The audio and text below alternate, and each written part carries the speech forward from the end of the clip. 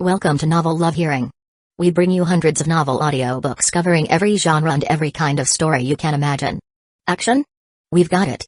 Adventure? Absolutely. Horror? Of course. Whether it's the legendary Uchiha Massacre or outrageous tales like stealing Naruto's and Sasuke's women, you'll find it here. From epic series like One Piece, Bleach, Fairy Tail, and Hunter x Hunter, to countless other adventures, our library has it all. Love novels but don't have time to read? No worries, just plug in your earbuds, sit back, and let the story take over. Good listening, and happy hearing. I know all that already, Professor, but my main problem, huh? Lin Yi pointed at his head. Old Mark was silent, thought for a while before saying. I haven't looked yet, your brain won't heal itself like scrapes on your arm. It's best to come here more often so we can keep monitoring your brain condition. Exactly. Exactly. Nurse Martha also held on to Lin Yi's arm, nodding earnestly. Chapter 159, Valerie inside the shelter. Lin Yi walked up to the laptop. Started checking notifications. Regarding received animals, the base has received a male and a female of the same species of animals. After authentication, they are found to be descendants of omnivorous milkworms. Once they breed their offspring, the species will appear in the shop in an improved form. Base acquired 400 experience points. Regarding received survivors, survivors agreed to your contract and enter the base, granting your base 5,970 experience points. Regarding new species, congratulations, your omnivorous milkworms have successfully bred offspring. New items are added to the shop, male ziti, female ziti, milking parlor. Due to breeding a new species, your base has received 1,000 experience points, and you can change the name of the new species. Current name is ziti. Regarding upgrade, congratulations, your base has reached level 13. You've received a reward, a treasure chest. Shop items have been updated, leveled up, and a treasure chest? Lin Yi mumbled softly and quickly opened the inbox application. There really was a treasure chest. Although it looked just like a small jewelry box. Lin Yi's exclusive treasure chest, a special treasure chest. Open it for a chance to obtain treasures. Only Lin Yi can open it. Upon seeing the box, his eyes lit up. 20 seconds later. Is this an empty box? Seems I need to get closer to Annie, to catch some luck. Lin Yi muttered, then threw the box into the warehouse. He then opened the shop application and started browsing through the interesting items for sale. Space-time teleporter, level 2, a facility that enhances the teleportation capability of the base. No power supply or maintenance required. Price, 25,000 coins can enhance. Enhance how much? Why is its price 10 times that of a level 1 teleporter? Lin Yi complained, yet still ended up buying this teleporter. He upgraded the planning program to level 4. After that, he found the animal section. Each city sells for 2,000 coins. Also, the milking parlor, a building for storing milk. A level 1 milking parlor sells for 2,000 coins and can hold up to 100,000 liters of milk. There are level 2 and 3 versions too, but for now, they don't seem cost-effective. Fishing, this program allows you to fish in the sea of space-time. If you're lucky, you might catch something valuable. If you're unlucky, you won't catch anything. And if your luck is extremely poor, you might catch something terrible. Note, when this program runs, beacon energy consumption will significantly increase. Requirement, space-time beacon, price, 2,000 coins. Lin Yi continuously browsed through the catalog of goods, searching for new things, occasionally discovering a few items he found useful. Based on the coins he just scavenged, he now had plenty to spare besides what was needed to maintain the city walls. At this time, Melanie began reporting the situation around the Shuvasong camp through camera surveillance. Boss. The scout says a large convoy is heading towards this town. What does Hubert say? Lin Yi closed the shop interface and stood up from the desk. He hopes you'll take a look, and provide support if a battle breaks out. I've already informed Solomon. Okay. Lin Yi nodded and then teleported to the town. Earlier this morning, Hubert led some volunteers and a few soldiers to search the town. Their goal is to collect as many resources as possible to offset the cost of building the city walls and town. Lin Yi appeared inside the cathedral, which was now empty and thoroughly scavenged. The civilian volunteers all knew why they were gathering resources, so anyone not occupied could sign up to join the recycler group. Recycler teams were divided into small groups, each led by a professional with weaponry. They worked only in the blocks that had been completely cleared of zombies by the clearance teams. Clearance teams were composed of beastmen of level 5 or higher. They moved swiftly and weren't fazed by unexpected situations, greatly accelerating the scavenging process. Everyone took whatever they could, including cars, bus stops, manhole covers, fences. Boss, you're here. They'll be arriving soon. Lin Yi turned around and saw Hubert, dressed in level 4 armor and holding a laser rifle. His helmet was tucked inside the armor, and a wide smile was spread across the old hand's face. Clearly, he was delighted by this gear upgrade. I should switch gears too. 5 minutes later, the two men in futuristic gear walked out. Go meet the convoy heading towards the cathedral. There are about 150 of them, wielding a variety of weapons, with quite a few professionals among them. The vehicles stopped cautiously, and a small delegation walked toward the cathedral, while the others stayed by the cars. Lin Yi was a bit surprised, not expecting the leader to be a woman in her 50s. Hello. Is Lin Yi among you? The woman, seeing the two men dressed in identical high-tech gear, felt her palms sweating. Lin Yi heard and tilted his head slightly. That's me. What do you want with me? I am Valerie Nive. The woman had short hair and wore level 2 armor. Neither she nor her entourage carried weapons.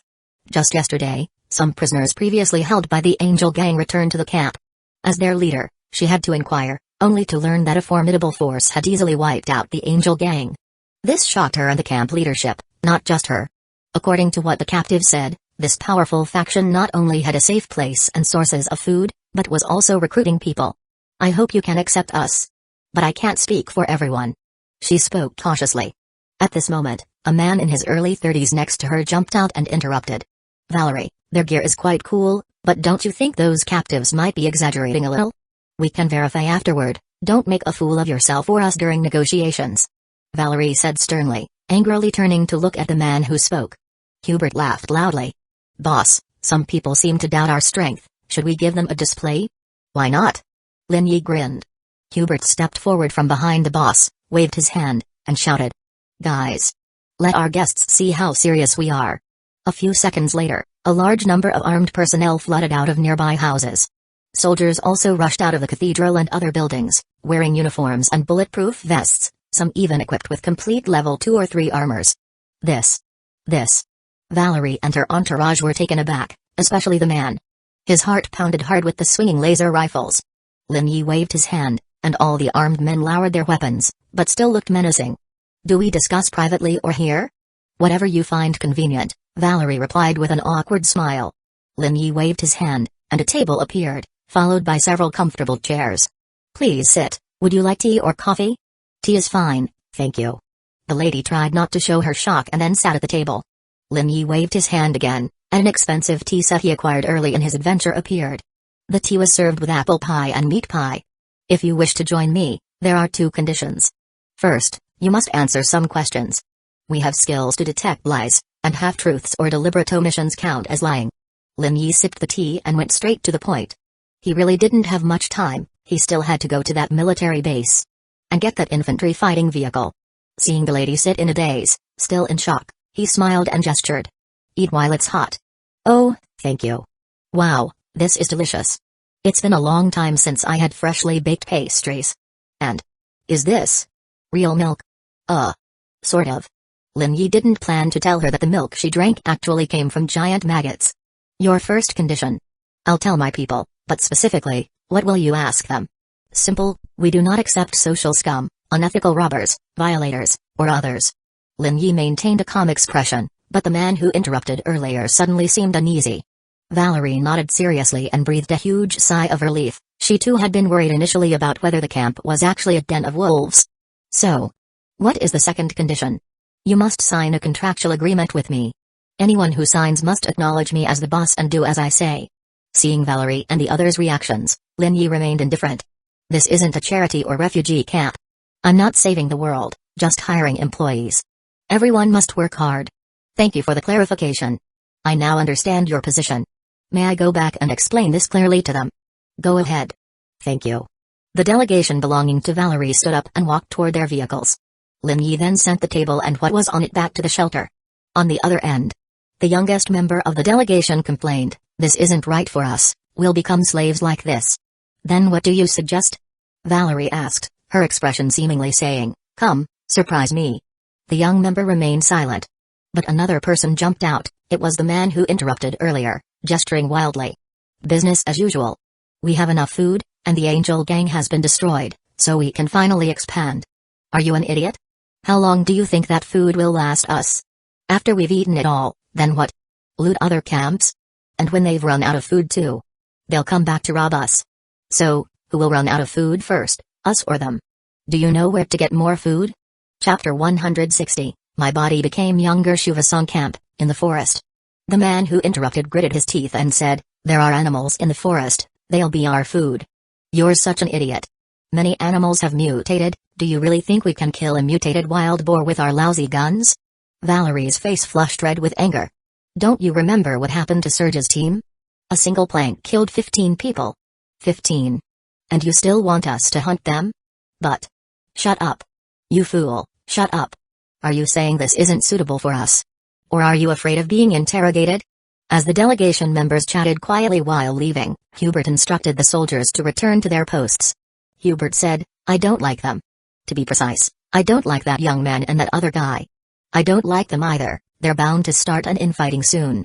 By the way, I've upgraded the teleporter, so now we can transport larger items." "That's great.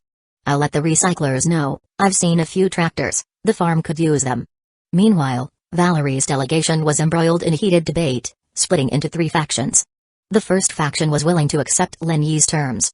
The second faction opposed and wanted to maintain the status quo. The third faction wanted to negotiate better terms. They argued for a long time, about an hour and a half, and finally decided to return to the camp for a town hall meeting. "I'm sorry to delay you a bit more, but I promise, I'll bring people.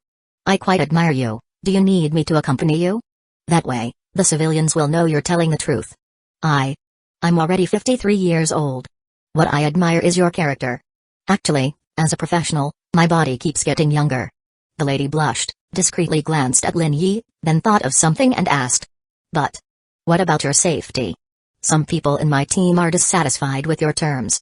Unless they use tanks and heavy weapons, don't even think about hurting me, and that's only if I'm sitting there watching TV." Lin Yi grinned. The convoy quickly set off for Kumbh. This town is about 20 kilometers to the east. Thanks to the greedy soldiers, the road leading there is now clear of obstacles. The survivors' camp is located on the north bank of the Oise River, just on the other side of the main bridge. According to Valerie, one day, all the zombies in this area suddenly went to Paris, so now the locals are living fairly well. Initially, there were 3 groups of survivors in this town, but over time, they merged into one group and elected the former town mayor, Valerie, as their leader. The previous leaders became her advisors. The camp has about 2,200 people, and they seem to be doing quite well. You can see they're very careful in distributing food, but unlike most camps, they're not at the point of starvation. The town meeting was immediately held. To say Lin Yi attracted the crowd's attention would be an understatement. He was dressed in futuristic armor, like a tank among a bunch of Toyotas. To prove Valerie's words true, he conjured up a few bags of food, and even showed a rabbit and a few bunnies. But the townspeople were still afraid of him. As expected, a few people started to stir up trouble, but Lin Yi was prepared when he arrived. He had installed many cameras in the town. He saw the scene immediately. "We have a problem, don't we?" A middle-aged man, sitting at a table in a locked room.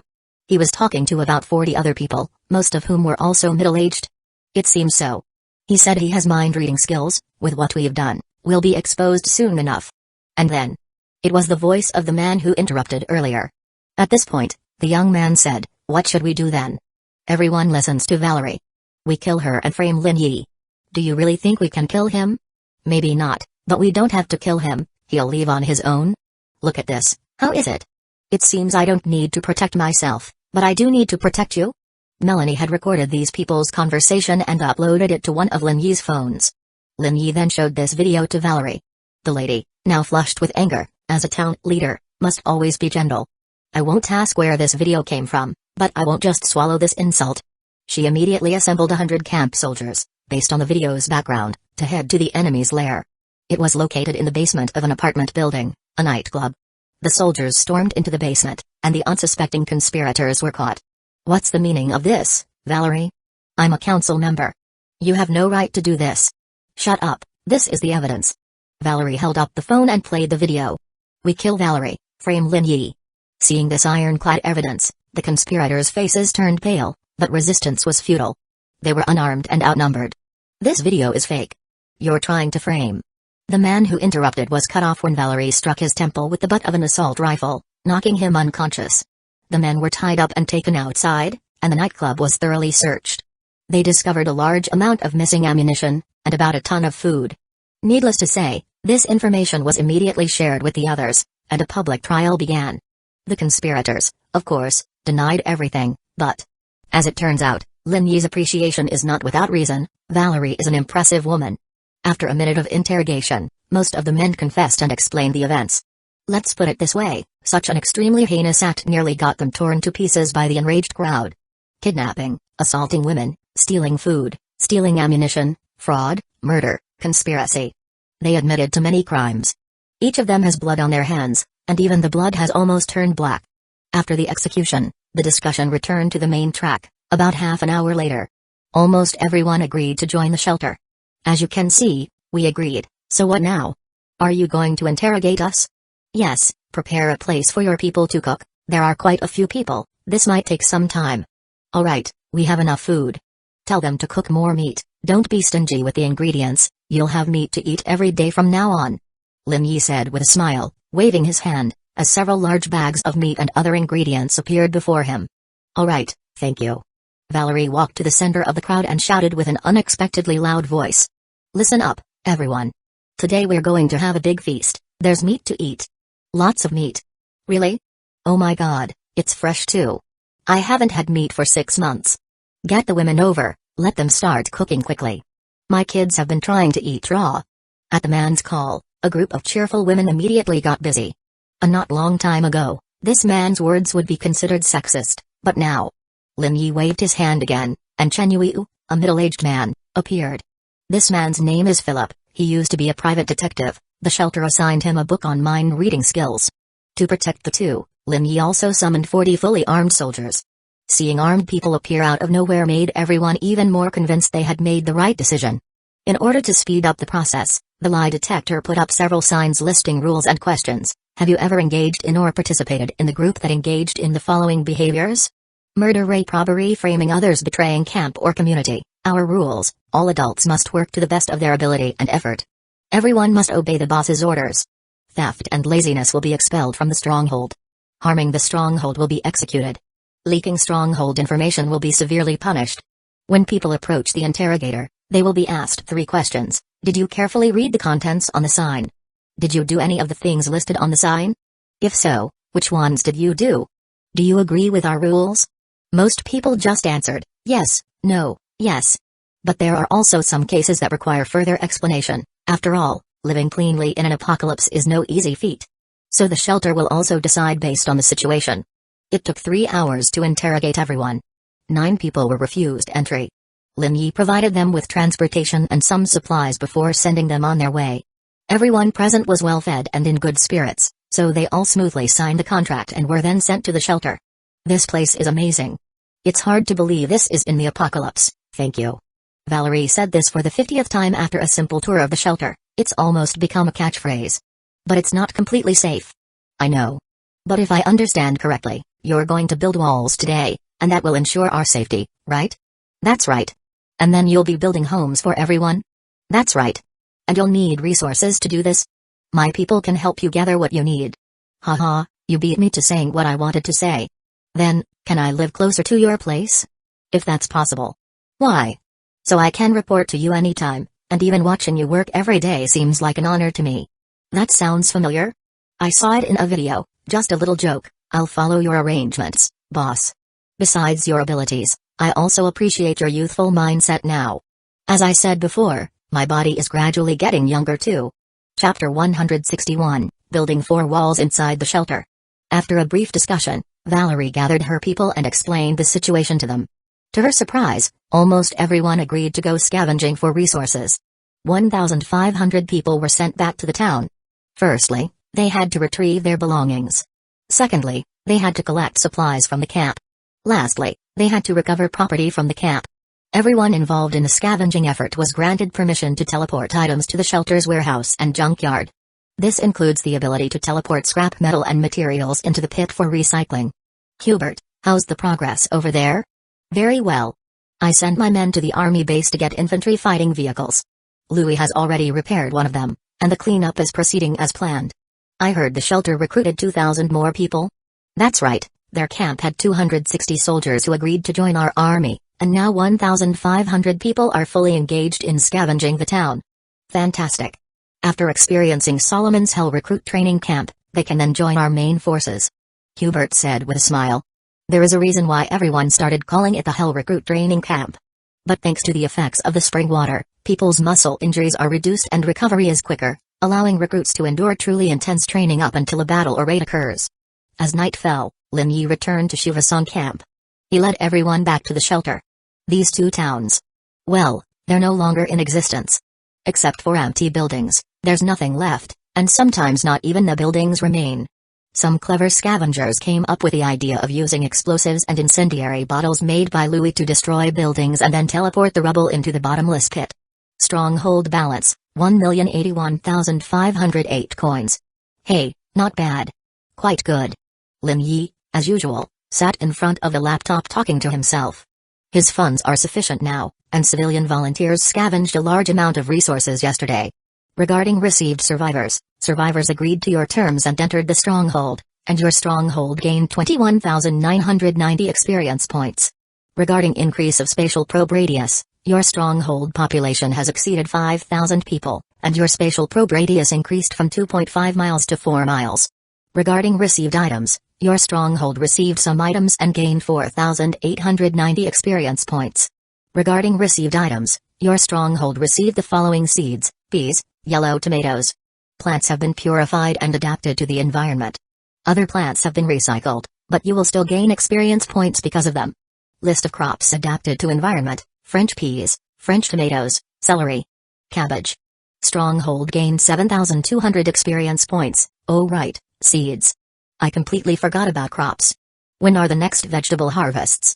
Lin Yi opened the balance application to check information related to his fields. Fields, field number 1, special potatoes, 151,237 pound, field number 2, special potatoes, 423,287 pound, field number 3, vegetables, mixed, 56,438 pound, field number 4, vegetables, mixed, 141,095 pound, field number 5, special wheat, 16,931 pound, field number 6, special wheat, 56,438 pound, field number 7, special corn, 15,873 pound, field number 8, fruits, mixed, 14,109 pound. So, according to the situation, I need to get more seeds, plant more fruits and corn. Melanie, call Natasha over. Okay, boss. Melanie hung up the phone and ran to get Natasha. 20 minutes later, they stood in front of the boss. Is the wall planning done? Yes, boss. After upgrading the planning program, it's much easier. This application can now handle more details and even adjust building structures for you. Both the wall and town planning have been completed. How are the funds looking? A bit tight. Lin Yi felt heavy-hearted. He opened the planning application. First thing is the wall. The new wall protects the stronghold from all sides, but the height remains the same as before, 25 meters. Shooting accurately from such a high wall is already challenging, and if the wall were any higher, it would actually reduce defense capabilities. This height prevents zombies from climbing up. The thickness of the wall increased from 2 meters to over 6 meters. The wall top is divided into 2 layers. The lower layer is well defended, equipped with small windows, through which soldiers can shoot, and can be easily closed when necessary. The upper layer features shooting holes and machine gun nests, to more effectively block zombies, and includes small projections similar to those on fortresses during the Napoleonic Wars. Every 100 meters, a catapult position is set. They don't have any catapults at the moment, but Emmanuel said he could finish them in 1 or 2 weeks. In front of the city wall, a small moat 5 meters wide and 3 meters deep appeared. Between the wall and the fence, there are also pits, designed to make zombies fall in and be crushed by zombies above, so the pits are 7 meters deep. The remaining traps will be built after the settlement expands. Lin Yi wants to replace the fence with something like the old special wall, but this requires a lot of steel. This time, the gate was also upgraded, equipped with floodlights that can illuminate both sides of the wall, a high-speed elevator, and more. Overall, this upgrade cost 395,000 coins. Given that the shelter required a large amount of steel and reinforced concrete, it was cheaper than expected. Lin Yi picked up the walkie-talkie. Hubert, Solomon, can you hear me? Loud and clear. Both immediately replied. I'm preparing to upgrade the walls, so get your people and equipment off them. Give us 20 minutes. We're finally going to have walls built around the entire settlement. Hubert and Solomon replied with smiles, then began issuing orders to the soldiers. 20 minutes later, the wall was cleared. Lin Yi confirmed the construction instructions. A massive reinforced concrete structure rose from the ground, surrounding the settlement on all sides. Interestingly, before the new wall appeared, the old wall had already been absorbed into the ground. Then the moat appeared, followed by the fence, and the pits between the walls. Another 20 minutes later, Lin Yi inspected the wall, musing. How to fill the moat with water? Magical lake water is definitely not usable. Hubert frowned and said in a low voice, we can find a lake and draw water from there. So, everyone holds buckets and scoops lake water into the moat? Solomon chuckled bitterly. Hubert sighed. This wasn't the first time he'd noticed that Solomon had started to develop the habits and mindset of a boss. Which is, handling things the simple way. After pondering for a moment, Lin Yi couldn't think of a good solution. The shelter's store sells water, but the price is 5 coins per cubic yard. It's insane. Beastman tribe. Great chief, is something amiss? I hear a sound. Coming from the humans. Beastman Lord Turghai was having a meeting with his advisors, but his keen hearing caught sounds of massive changes in the human area. It's the humans. What are they up to? Not sure. What about those rabbits? Turghai couldn't help but drool a little when he mentioned the rabbits. The food was simply too delicious. He wasn't the only one. All 4 elders present wiped the corners of their mouths simultaneously. At this moment, Elder Shu stepped forward. After drinking magical lake water, he looked less old, as did everyone else in the room. The preparations for the invasion have gone well. Human ore is quite excellent. Our blacksmiths are crafting fine axes and sturdy armor, but the quantity is insufficient, currently unable to supply everyone. Then we must obtain more ore. Turghai sighed heavily. Inside the shelter. It was a very busy night. Many newcomers arrived at the settlement. They all needed housing arrangements, food provision, checkups, and baths. The settlement now had 5,098 people, of which 748 were soldiers. Or almost. Everyone in the settlement was excited to see the new wall, as they had little confidence in the wooden fence. Once the newcomers were settled, they were all surveyed on their skills, previous jobs, and family sizes. Hubert and Solomon were also busy, setting up posts, planning new patrol routes, and drafting new schedules. Lin Yi built a driveway along the fence, which didn't cost much. He also allocated 2 military jeeps, and several civilians, to be in charge of this road. This made patrolling the area easier and safer for the soldiers. Everyone was equipped with radios and combat gear, and a security office was established. Its duty was to protect the surrounding area and maintain internal security, operating 24/7. Currently, the staff were placed in one of the barracks, but they received word they would have a proper post building by the next morning. Since there wasn't enough time that day to move everyone into residences, and there were adjustments to make in the construction layout of Sanctuary Town, Lin Yi postponed it until the next morning. By dinner time, everyone was exhausted, so they silently finished dinner and decided to sleep early. But lively Annie couldn't sleep, and she went to the lake with Sylvie to meet Katsia. The professor immersed himself in his research, and Solomon still had much to do, expecting to sleep little that night. The night passed in a flash. It felt like Lin Yi had just closed his eyes and it was already morning. The only farm work today was harvesting wheat, so most people in the settlement had time to tidy up their personal belongings. After allowing time for everyone to have breakfast, Lin Yi began building the town. He first relocated all the furniture and other properties from the residential area to a warehouse. Then he reclaimed all the old buildings. The entire residential area was first emptied. Then, a cluster of Soviet-style apartment buildings emerged from underground. Chapter 162, Major Expansion of the Sanctuary Town inside the shelter. A cluster of apartment buildings emerged from the ground. These 5-story buildings have 4 entrances, each leading to an independent section of the building. Each section has 3 2-bedroom apartments on each floor. Apart from these Brezhnev-era-style apartment buildings, Lin Yi also constructed a separate building. This separate building has 51 bedroom apartments on each floor, and each apartment has its own small living room and bathroom. However, since most people living in the shelter are married couples or families, most of the apartment buildings are the larger 2-bedroom type. Just the day before, they conducted a survey and found that many families all wanted to have their own kitchen. In this post-apocalyptic world, being able to cook a homemade meal and live a routine life similar to before is almost like living a normal life again. And this is the kind of life many people have been longing for and desiring. Even those who used to dislike cooking and managing daily life now have such thoughts. Since everyone has this need, Lin Yi made arrangements to satisfy them. In the middle of the residential area, he built the community center offering various services. Here, there's a hair salon, a grocery store where people can freely take food, a warehouse-style store where residents can choose their own furniture, and other facilities. Everything is free, but many people miss the feeling of shopping before. The girls even requested a beauty salon, as there were plenty of cosmetics stored in the warehouse. In his view, these things just take up space. Thus, he satisfied them, mainly considering the future birth rate of the shelter. Lin Yi also built a school and a daycare center. They don't have enough teachers and textbooks yet, but it's just a matter of time. With daycare services, many women can be freed and enter the workforce. Of course, currently, there are fewer jobs than people. But it's easy to resolve. All the constructed living spaces are a bit more than what is currently needed. There are 5,098 people in the shelter, and the apartments he built can accommodate 5,500 people.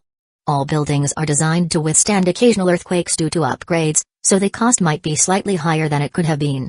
But since the shelter is always summer, there's no worry about heating issues, saving a lot of money. The layout of the residential area is typical of most new towns in the Soviet Union. 4 apartment buildings are arranged in a square, with a large courtyard in the middle, and all courtyards have playgrounds, trees, benches, and other facilities. Roads are also extended, allowing residents and soldiers to quickly move from one end of the shelter to the other.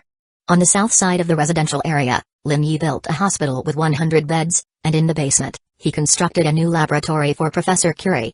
This laboratory is 10 times larger than the original, capable of accommodating up to 30 people working simultaneously. On average, the cost of living space per adult is only about 100 coins, thanks to the considerable amount of materials they scavenged. The changes in the industrial area are less significant, with old buildings being expanded rather than rebuilt. The meat processing plant can now accommodate 100 workers and has quadrupled the rabbitry from 50,000 square feet to 220,000 square feet. This means their daily meat production reaches an astonishing 30 tons. Apart from meat and hides, the factory has also started producing minced meat and plans to produce sausages, hot dogs, and more in the future. Lin Yi also built a sewing workshop. Currently, workers are still manually completing all the work, as are the other factories. Except for the factory producing biofuels from corn. Emmanuel is leading it well there, even achieving some automation. Flour milling, grain processing, baking, dairy products, all the production facilities in the shelter have been expanded and further optimized. They have also started producing butter, cheese, and fermented dairy products in the shelter. Apart from factories, Lin Yi also built a small office building, part of which is used for cable TV. Some survivors from Valerie's camp, who were in television work before the apocalypse, still have their equipment, so getting it back into operation was relatively simple. Valerie plans to install a telephone switchboard in this building in the future, but currently, they don't have the right equipment and expertise. Besides cable TV, Valerie also had people install a powerful file-sharing server and a LAN, and plan to install cameras around and connect them to the network. All these constructions require a massive amount of electricity, so Lin Yi purchased more bioreactors to keep the power running intensely. There are 4 carpenters in the shelter, and Lin Yi built a workshop for them where carpenters can make furniture for people based on orders. Currently, there are no orders, so the carpenters are making spear shafts and throwing spears. In the bullet manufacturing workshop. Right now, there's only equipment set up for producing 9mm shell casings, but the engineers assure that as long as they get the needed resources, everything won't be a problem. The auto repair shop, along with a garage, has moved to the industrial area. Now, the soldiers also have their own garage. The most important is the material processing plant. Currently, it's just a building, but Emmanuel plans to build a metallurgical plant in the future, preparing to reforge scrap metal. The agricultural area hasn't changed much. Field number 5 has quadrupled in size, expanding from 200,000 square yards to 800,000 square yards, with wheat production expected to reach 30 tons. The military base has greatly expanded and been fenced in. Lin Yi also built a large hangar for military vehicles and a garage for small vehicles. The training area was expanded many times over, and a new security headquarters was added. Everyone calls it the patrol headquarters. The social area was completely redesigned, with a sports ground, leisure area, cinema, and more. The central area remained unchanged. After all, the core members of the shelter are accustomed to and fond of its current state. Lin Yi felt heavy-hearted and pressed a button. Confirm construction. The base began to shake violently. Old buildings were sucked underground and recycled, and a real town rose from the ground in their place. Now, after upgrading the planning application, it can actually equip buildings with furniture. There are many TVs, appliances, and stools in the warehouse, so furnishing the new buildings hardly costs anything, and if people want, They can even renovate or replace appliances. Lin Yi left the troublesome task of moving into the new homes to Chen Yuyu and Blaze. At this moment, he was more worried about the base's coin balance. Building the town cost 719,000 coins, and the vending machines earned him 34,780 coins in the past 3 days, leaving him with 2,888 coins. He watched the balance drop to 2,280, then 2,272. The weaponsmith and Louis kept using coins to speed up their progress. Professor Curie also used coins, revealing the hidden attributes of an item cost up to 5 coins, while the authentication of an item cost half that. Lin Yi aimed to make their work more efficient. The professor, Sylvie, and Louis each received a mage pendant, which provides +8 magic power and +50% magic value recovery speed, along with a ring that grants +4 magic power and +4 endurance, and a necklace or chain that adds +4 magic power. Lin Yi originally planned to install a space-time filter to enhance magic value recovery speed, but decided to discuss this option with the Beastman race first. Because such a structure is conspicuous and might increase the chances of being discovered by other space-time fragments. After doing all of this, Lin Yi and Emmanuel walked around the residential area, nodding with satisfaction.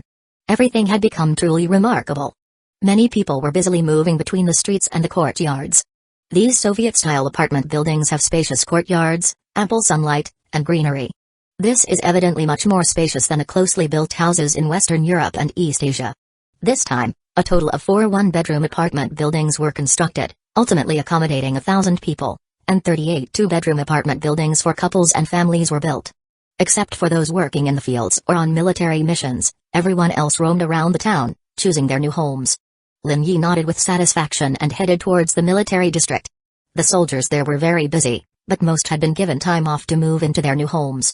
Everyone in the base was busy. So Lin Yi decided to go earn some money. He remembered the motorcyclists mentioning a town called Leon, located 20 kilometers to the northeast. They said Leon wanted to buy 10,000 tons of food at the rate of 30 coins per pound, which would mean he could spend 300,000 coins. One reason Lin Yi wanted to go alone was to try out his new motorcycle. He donned a full set of level 4 armor, looking like a futuristic warrior, and teleported to a recently scavenged, deserted small French town. He waved his hand, and an equally futuristic-looking motorcycle appeared before him. Rather than a motorcycle, it was more like a metal monstrosity. The motorcycle was over 3 meters long, with a very large body, and the entire frame was covered with various silver and black metal components. The front of the motorcycle was reinforced, looking like it could crash through walls directly. The motorcycle also had some small weapons.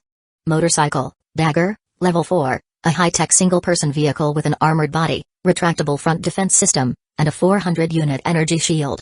Maximum speed of 360 km/h, acceleration from 0 to 120 km/h in just 0.5 seconds. Maximum airspeed of 120 km/h.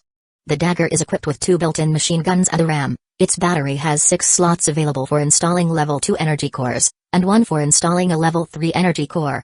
Hidden attributes detected. Battery capacity, 400 out of 400, shield capacity, 400 out of 400, attack power, 30, defense, 40, mana consumption per shot, 0.01, driving consumption, 1 mana per hour, flying consumption, 20 mana per hour. Note, magic value consumption depends on speed. Lin Yi looked at the description, dumbfounded. This thing can even fly? Chapter 163, Lying Camp Shuvasong Camp. Lin Yi's eyes lit up as he mounted the steel beast. But the motorcycle had no control devices at all. Connecting to the dagger navigation system. Would you like to register? Of course. Registration successful. You are now the sole user of this vehicle. Would you like to prevent unregistered users from using it? Are you kidding me? Your settings have been updated. To move the vehicle, issue a mental command. The content of the command can be anything, as long as it means start. Enjoy your ride, got it? Then let's try. Depart. Lin Yi shouted joyfully like a child, and the motorcycle started immediately. A heads-up display with dozens of different indicators appeared before him, including battery level, backup energy core, speedometer, shield charging status, and so on. Flight mode. The steel beast roared and leaped 3 feet into the air, its front and rear wheels rotated sideways, spinning wildly. Small openings at the bottom of the steel body emitted a strong light, keeping the beast stable. Flight mode activated. Current magic value consumption is 20 units per hour. The motorcycle rose to a height of 3 meters in the air. Although Lin Yi was thrilled, he immediately received a system alert. Magic value consumption increased to 100 units per hour, Realizing that the new toy's energy consumption was astonishing while flying, Lin Yi switched the dagger back to ground driving mode and headed towards the destination. Leon Town, go. The motorcycle roared along the empty streets. Accelerating from 0 to 60 kilometers took only half a second. This was no joke. The motorcycle's gravity control system automatically activated. A translucent shield enveloped the rider, so he wouldn't feel any discomfort at high speeds. As he just left the town, he immediately encountered numerous obstacles, significantly slowing down. If only. The man muttered under his breath, then activated the collision shield. The front of the motorcycle was instantly covered by a layer of pale green light, like the burning tail of a meteor streaking through the atmosphere. The steel beast rammed into a small car, smashing it to pieces, leaving chunks of molten metal behind. Wow! The shield energy decreased by 10 units. Damn it! Lin Yi turned off the collision shield and began choosing to avoid obstacles rather than crashing into them. But this meant he had to reduce the speed to 60 kilometers per hour, yet even so, it only took him about 40 minutes to reach Leon. According to a writer who once opposed the rule of the Great Angel, the survivor camp was located in a large warehouse-style store on the northern side of the town. Lin Yi was stopped on the outskirts of the town. The guards tried to stop him, but when they saw what he was riding, they froze, and he finally stopped himself. 3 armed men carefully observed the steel beast and its rider, dressed in futuristic-style armor. Sir, are you here on business, or just passing through? Just passing through, but if there's a survivor camp in this town, maybe we could do some business. You need food, right? I don't.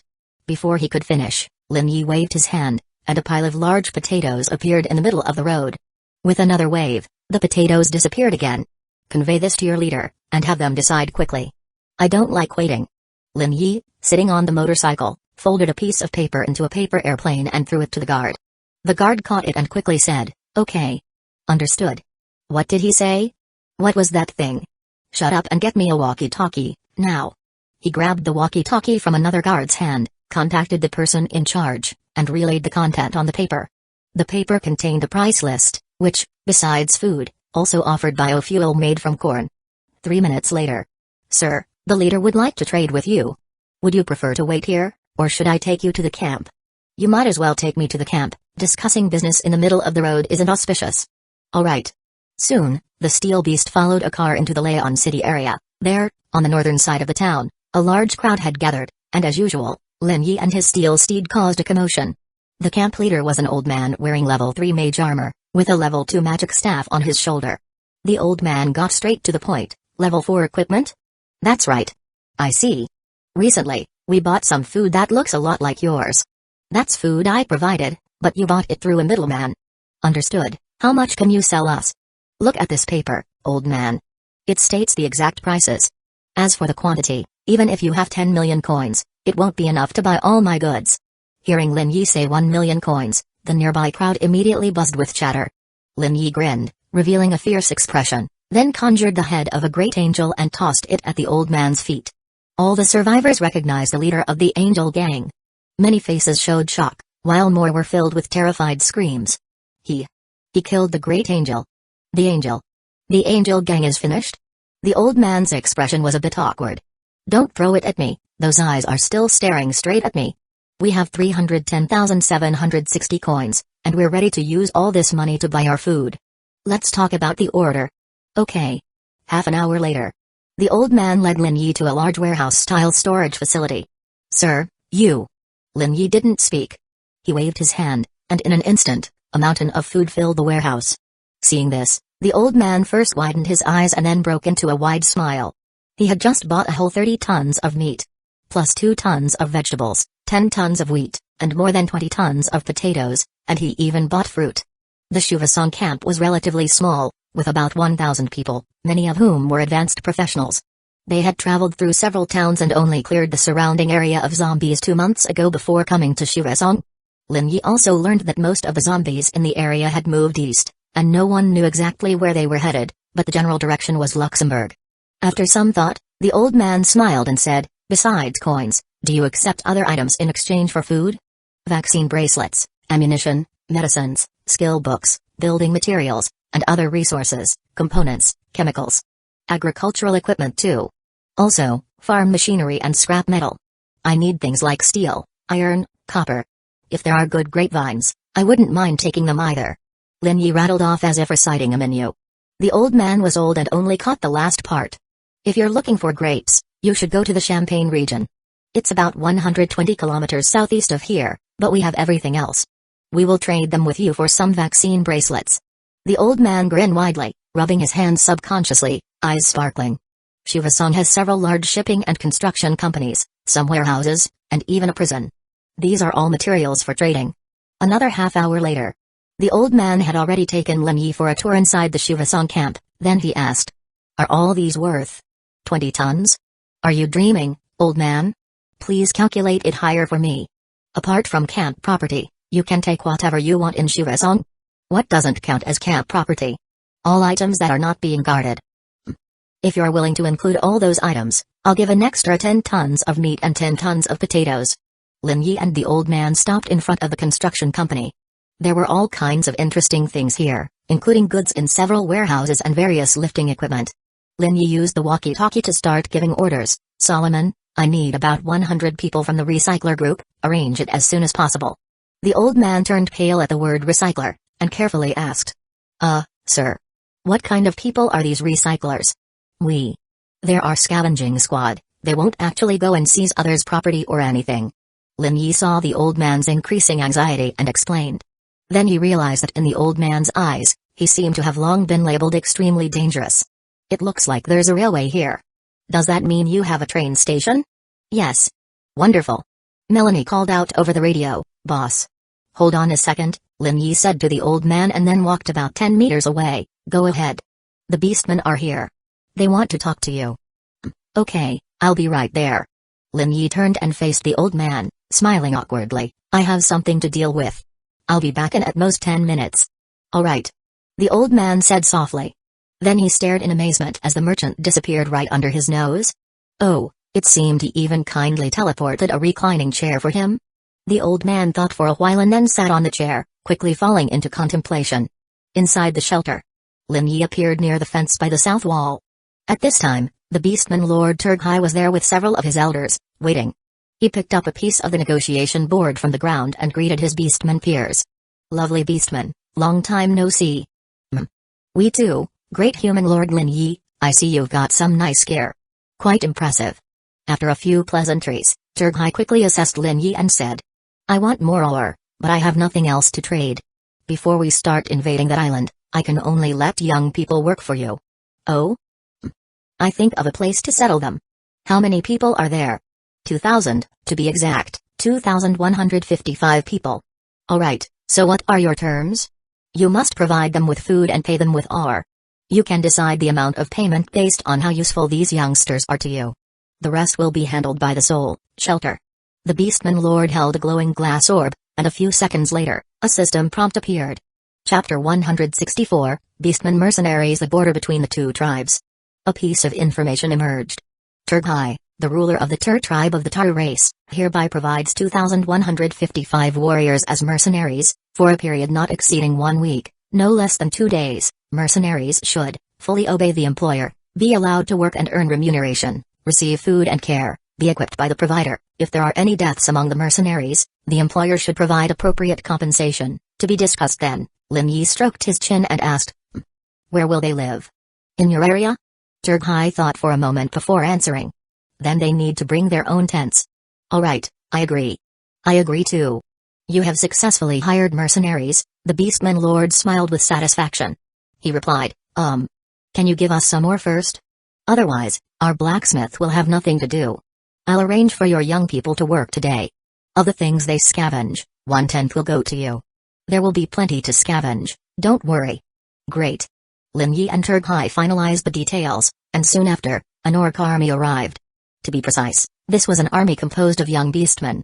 They were shorter and slimmer than full-grown beastmen warriors, about 2 meters tall, with shoulders broader than those of ordinary humans, eyes filled with innocence and endless curiosity. None of them wore armor, dressed in tattered rags, wielding basic swords and axes. But all their weapons were system equipment forged by beastmen blacksmiths, mostly at level 2. Leading them was an elite warrior clad in fine steel armor. He also had a negotiation board, allowing beastmen and humans to communicate with each other. Lord Lin Yi. I am Tur Liu, now at your command. The beastman replied in writing, placing his right hand on the center of his chest as a gesture of greeting. Lin Yi nodded. Welcome, you and your mercenaries, set up the tents and then start working. Yes. The beastman Turliu shouted something, and the young beastman immediately began setting up tents, digging toilets, hauling things, busy with various chores. Soon after, Solomon appeared. Lin Yi handed him the negotiation board and explained the situation, then returned to Leon. The old leader of the camp had been waiting there for half an hour, his hair looking messed up. Lin Yi appeared out of thin air, smiling awkwardly. Sorry to keep you waiting, something very important just came up. Oh, it's alright, old people are usually very patient, and I am no exception.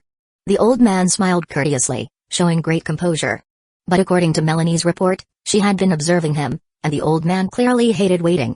During the past half hour, he had been nervously tapping his fingers, silently cursing for 15 minutes.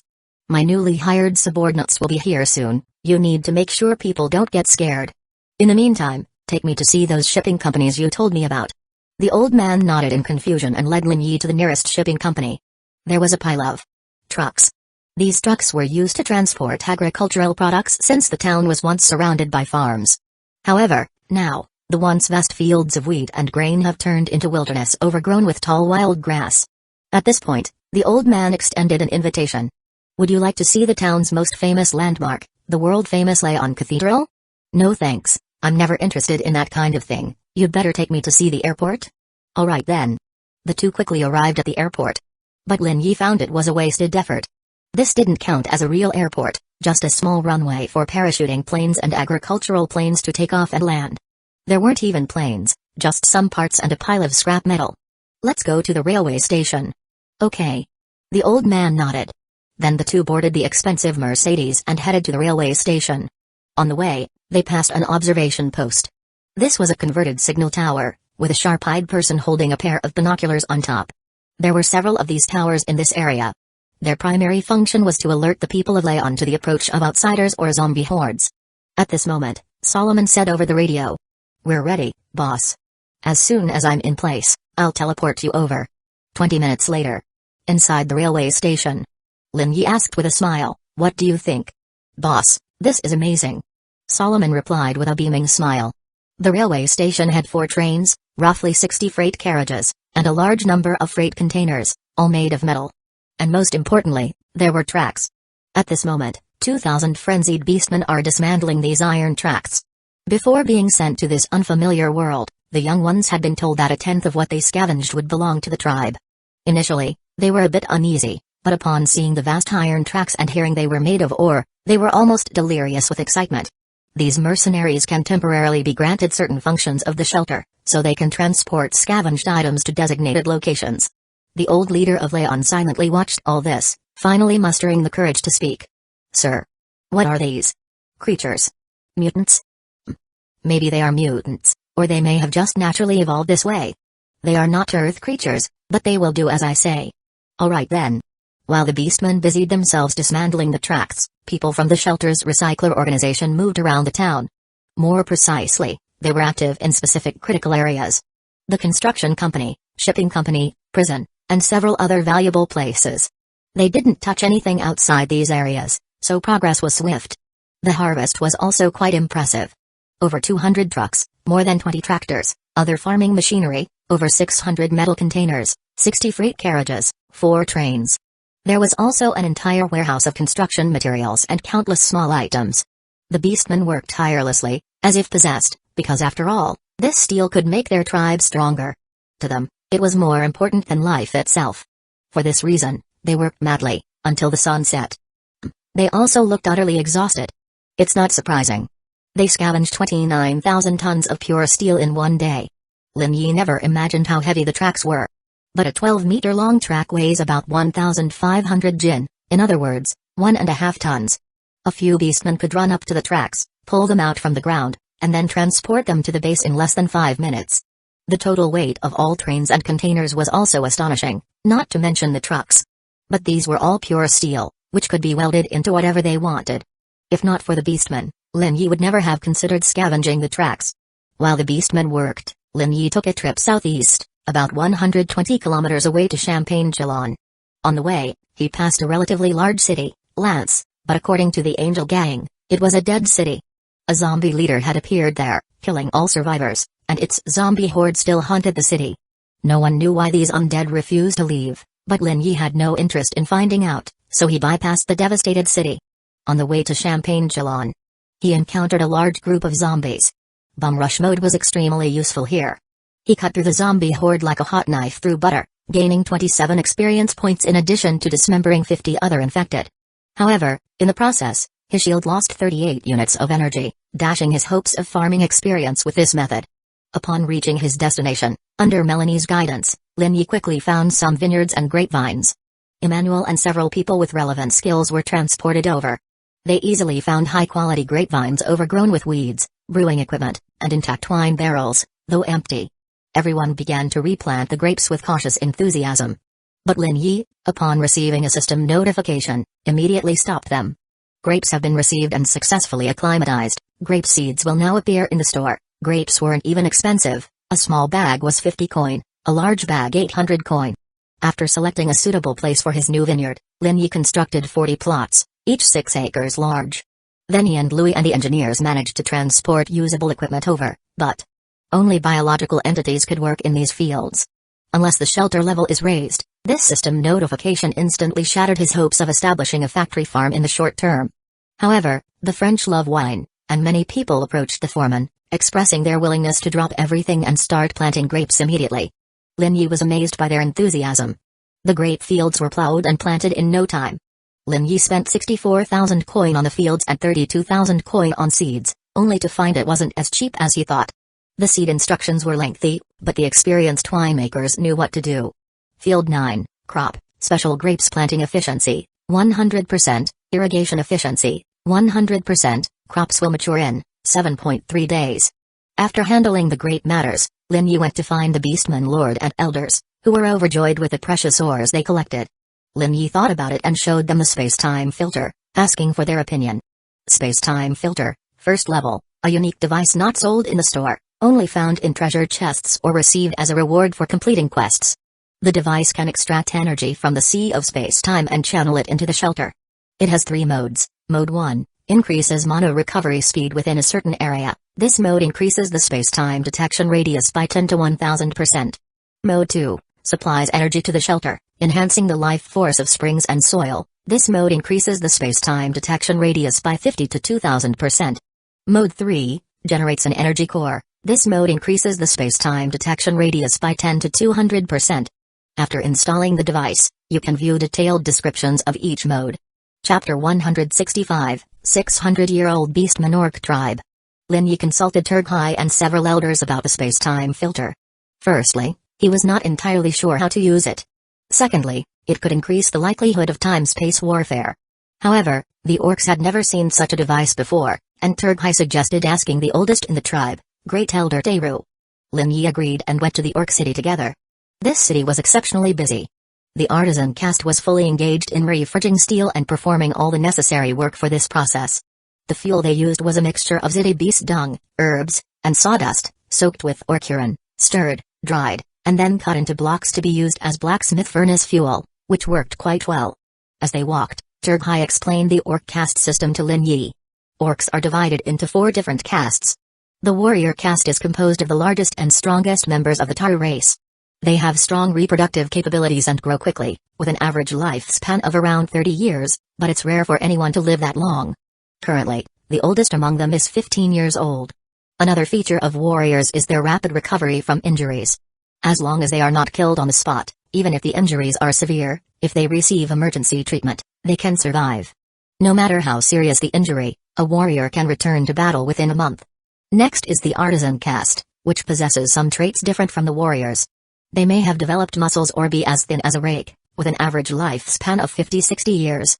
Artisans handle all non-combat tasks in the tribe, including construction, farming, resource gathering, and of course, making various items.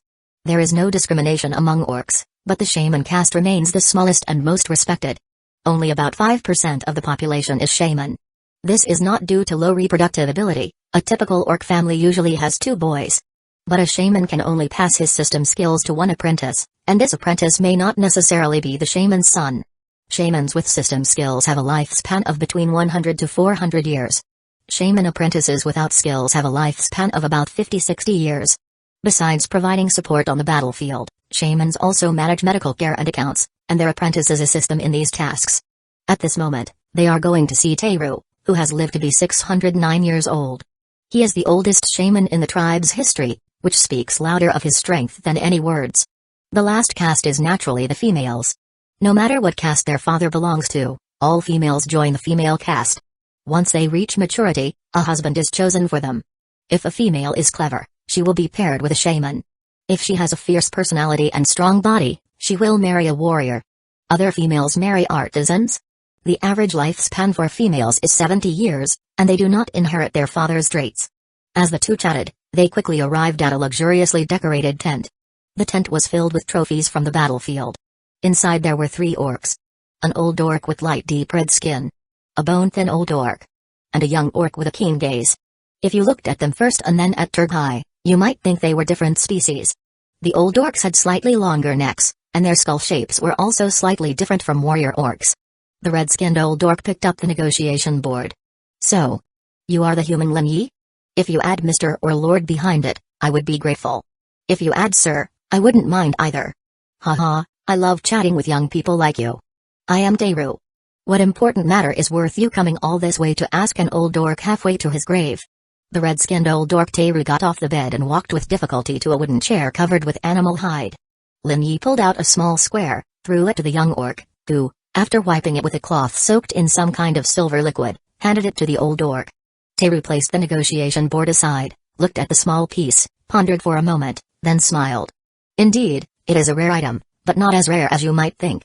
I have seen many space-time filters in my lifetime. They are hard to obtain, but powerful lords have plenty in their hands. The old orc responded through text, his attitude suddenly becoming respectful. Judging by his appearance, you would never think he lacked formal education. If you are worried about being attacked by other lords, there is no need. Other lords do not dare attack shining areas, even if they might be willing to scout a bit, but if they see a small area shining so brightly, they would think twice before attacking. Teru took a breath and continued. However, it will attract the attention of lost souls and demons.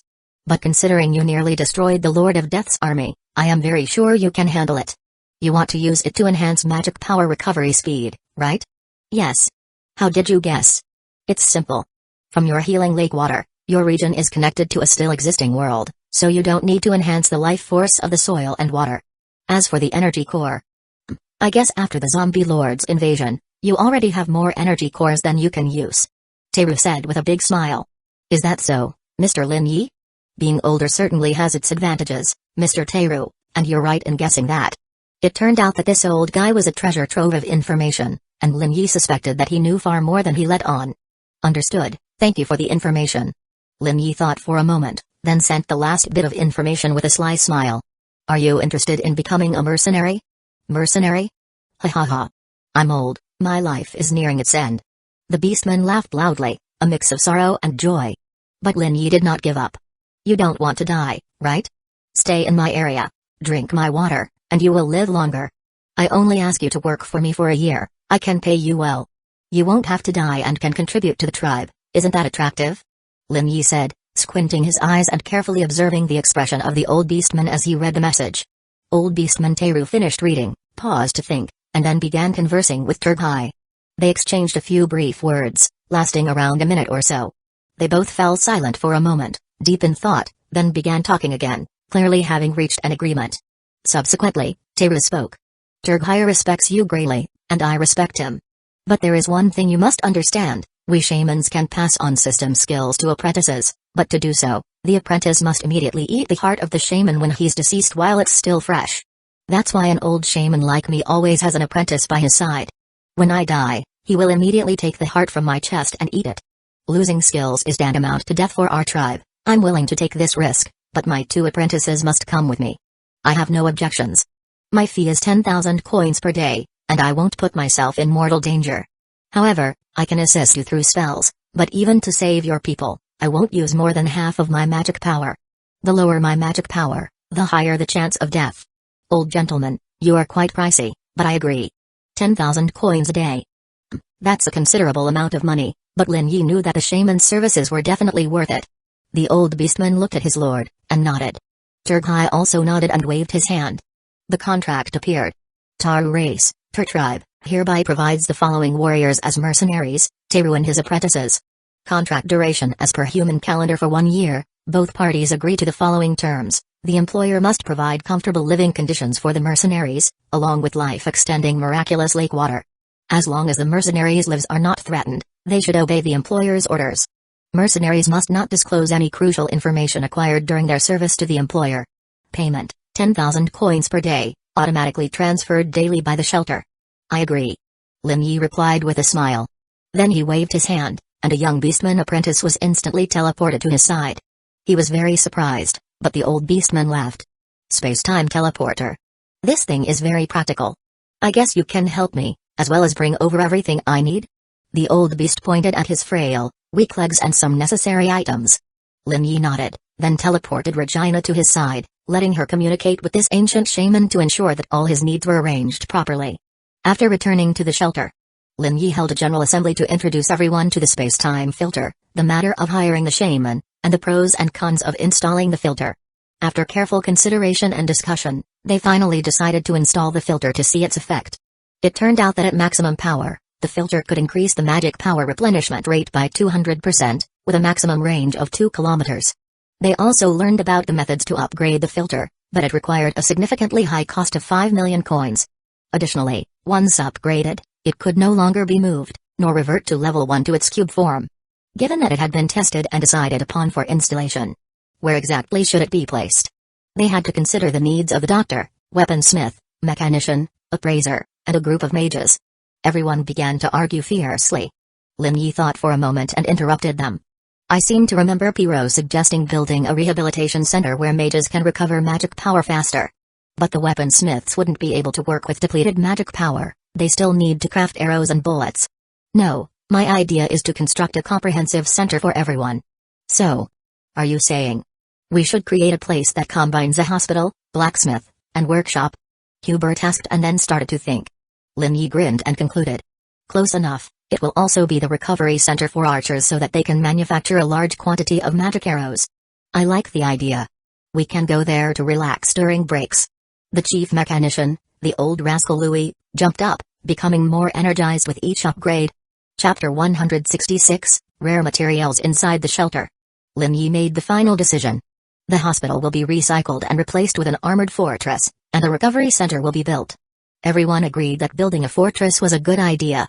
It will be a large reinforced structure. If the walls are breached, it can still serve as a shelter. All service facilities in town, along with important locations, will be relocated there. Of course, this won't be cheap. The shelter clearly can't afford it right now, and it also needs to expand the farmland. So Lin Yi temporarily installed the filter in the armory, limiting its effective range to 300 meters.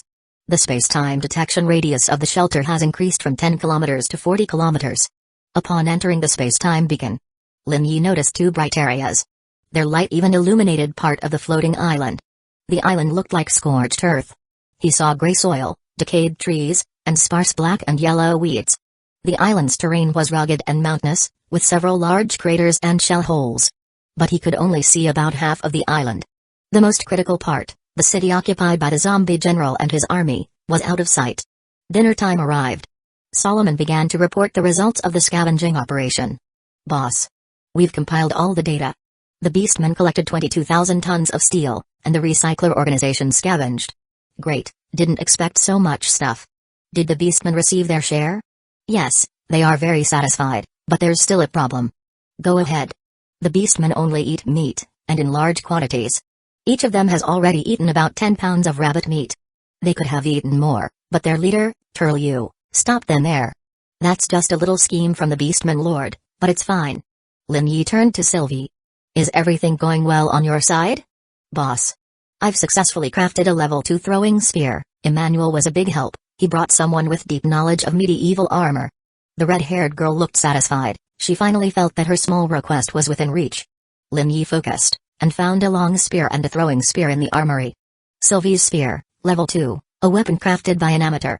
It's not as bad as the previous one, thanks to the workbench and outside help, having such quality.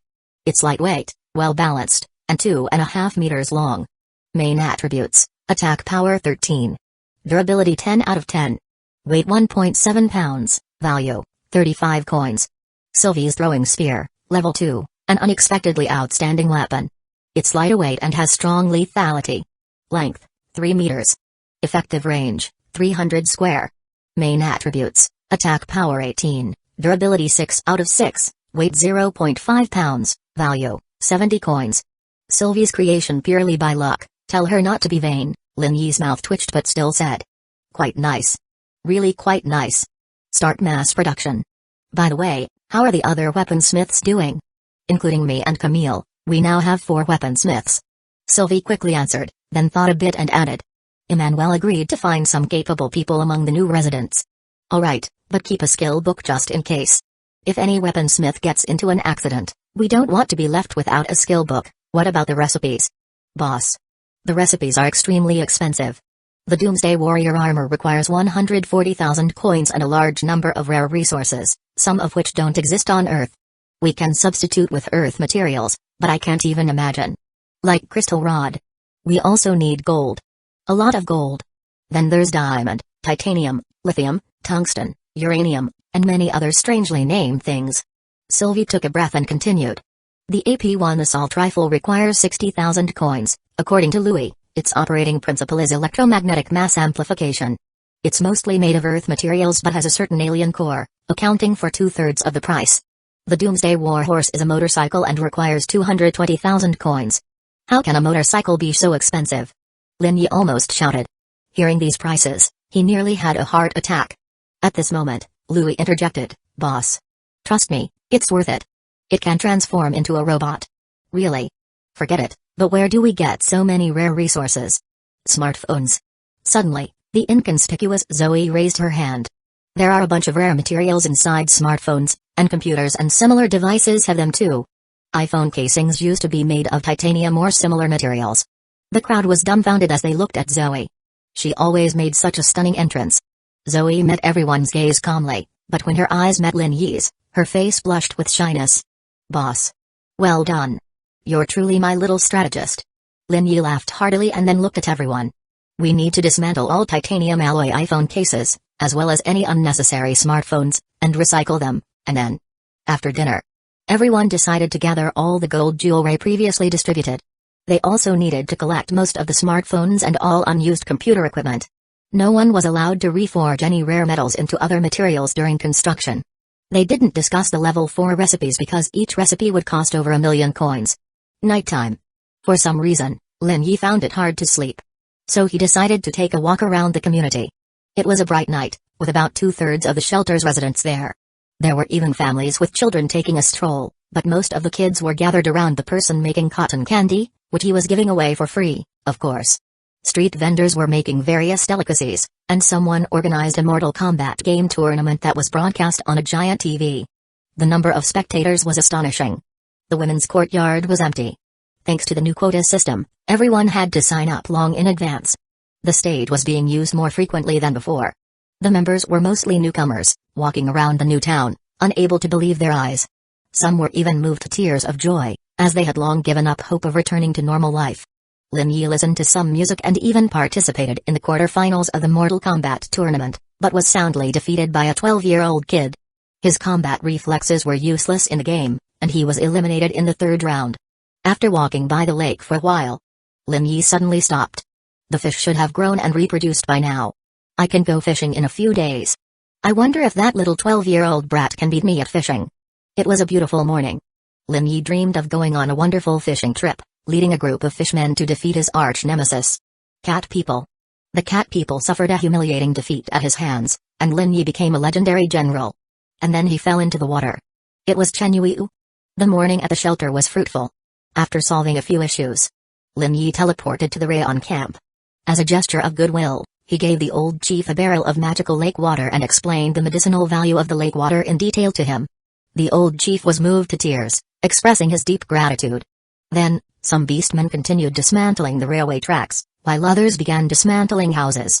A clever mechanician came up with a new method using a mutated tractor to tear down small houses. Louis used steam tank technology to modify the tractor's engine. These tractors looked bizarre and made unimaginable loud noises, aiding the beastmen in easily demolishing 3-story buildings. Louis's cocktail also played a huge role. It could melt steel and turn concrete into dust, destroying all the load-bearing structures of the buildings. Afterward, the tractor took over to complete the subsequent work. Upon returning to the shelter, Lin Yi went to pick up the old shaman and his apprentices. They were waiting for him, already packed up, but the things they were bringing were incredibly numerous. Lin Yi had built a wooden house in the central area of the shelter specifically for the shaman and his apprentices, with 2 bedrooms and a living room. The shaman had to be with his apprentices at all times, so that if he suddenly passed away, the young beastman could immediately excavate his heart to eat. Considering the shaman's age, Lin Yi knew he could kick the bucket at any time and agreed to it. The old shaman Teru, seeing Lin Yi coming to pick him up, laughed heartily, with no trace of anger in his tone. "Lord Lin Yi, you're certainly not in a hurry. I thought I'd let you sleep a little longer in the tribe. After all, in a year, you might not want to come back. Older people like me go to bed early and rise early. We've waited for you for 3 cycles. Alright, sit down. What's this?" "It's called a wheelchair, specifically for the elderly who have difficulty moving. It's truly amazing." The apprentices helped the old shaman sit in the wheelchair. Lin Yi showed him how to use it, and pushed him around in a small circle. The wheelchair also had an electric motor, so he could control it with just 1 finger. The old shaman quickly got accustomed to the wheelchair and was very pleased with the gift, smiling as he thanked him. After arriving at the shelter, the group of beasts, Lin Yi pointed at Regina. "My assistant will explain all our rules here to you, and she'll also teach you how to use the electrical appliances in the house, but remember, she is mine." "I understand." The old shaman nodded. Regina picked up the negotiation board, introduced herself, then took the beastmen on a tour of the house, showing them how to use the television, laptop, bathroom, bathtub, and other things. Meanwhile, Lin Yi and little girl Natasha tinkered with the laptop but ended up having to call in old Louis.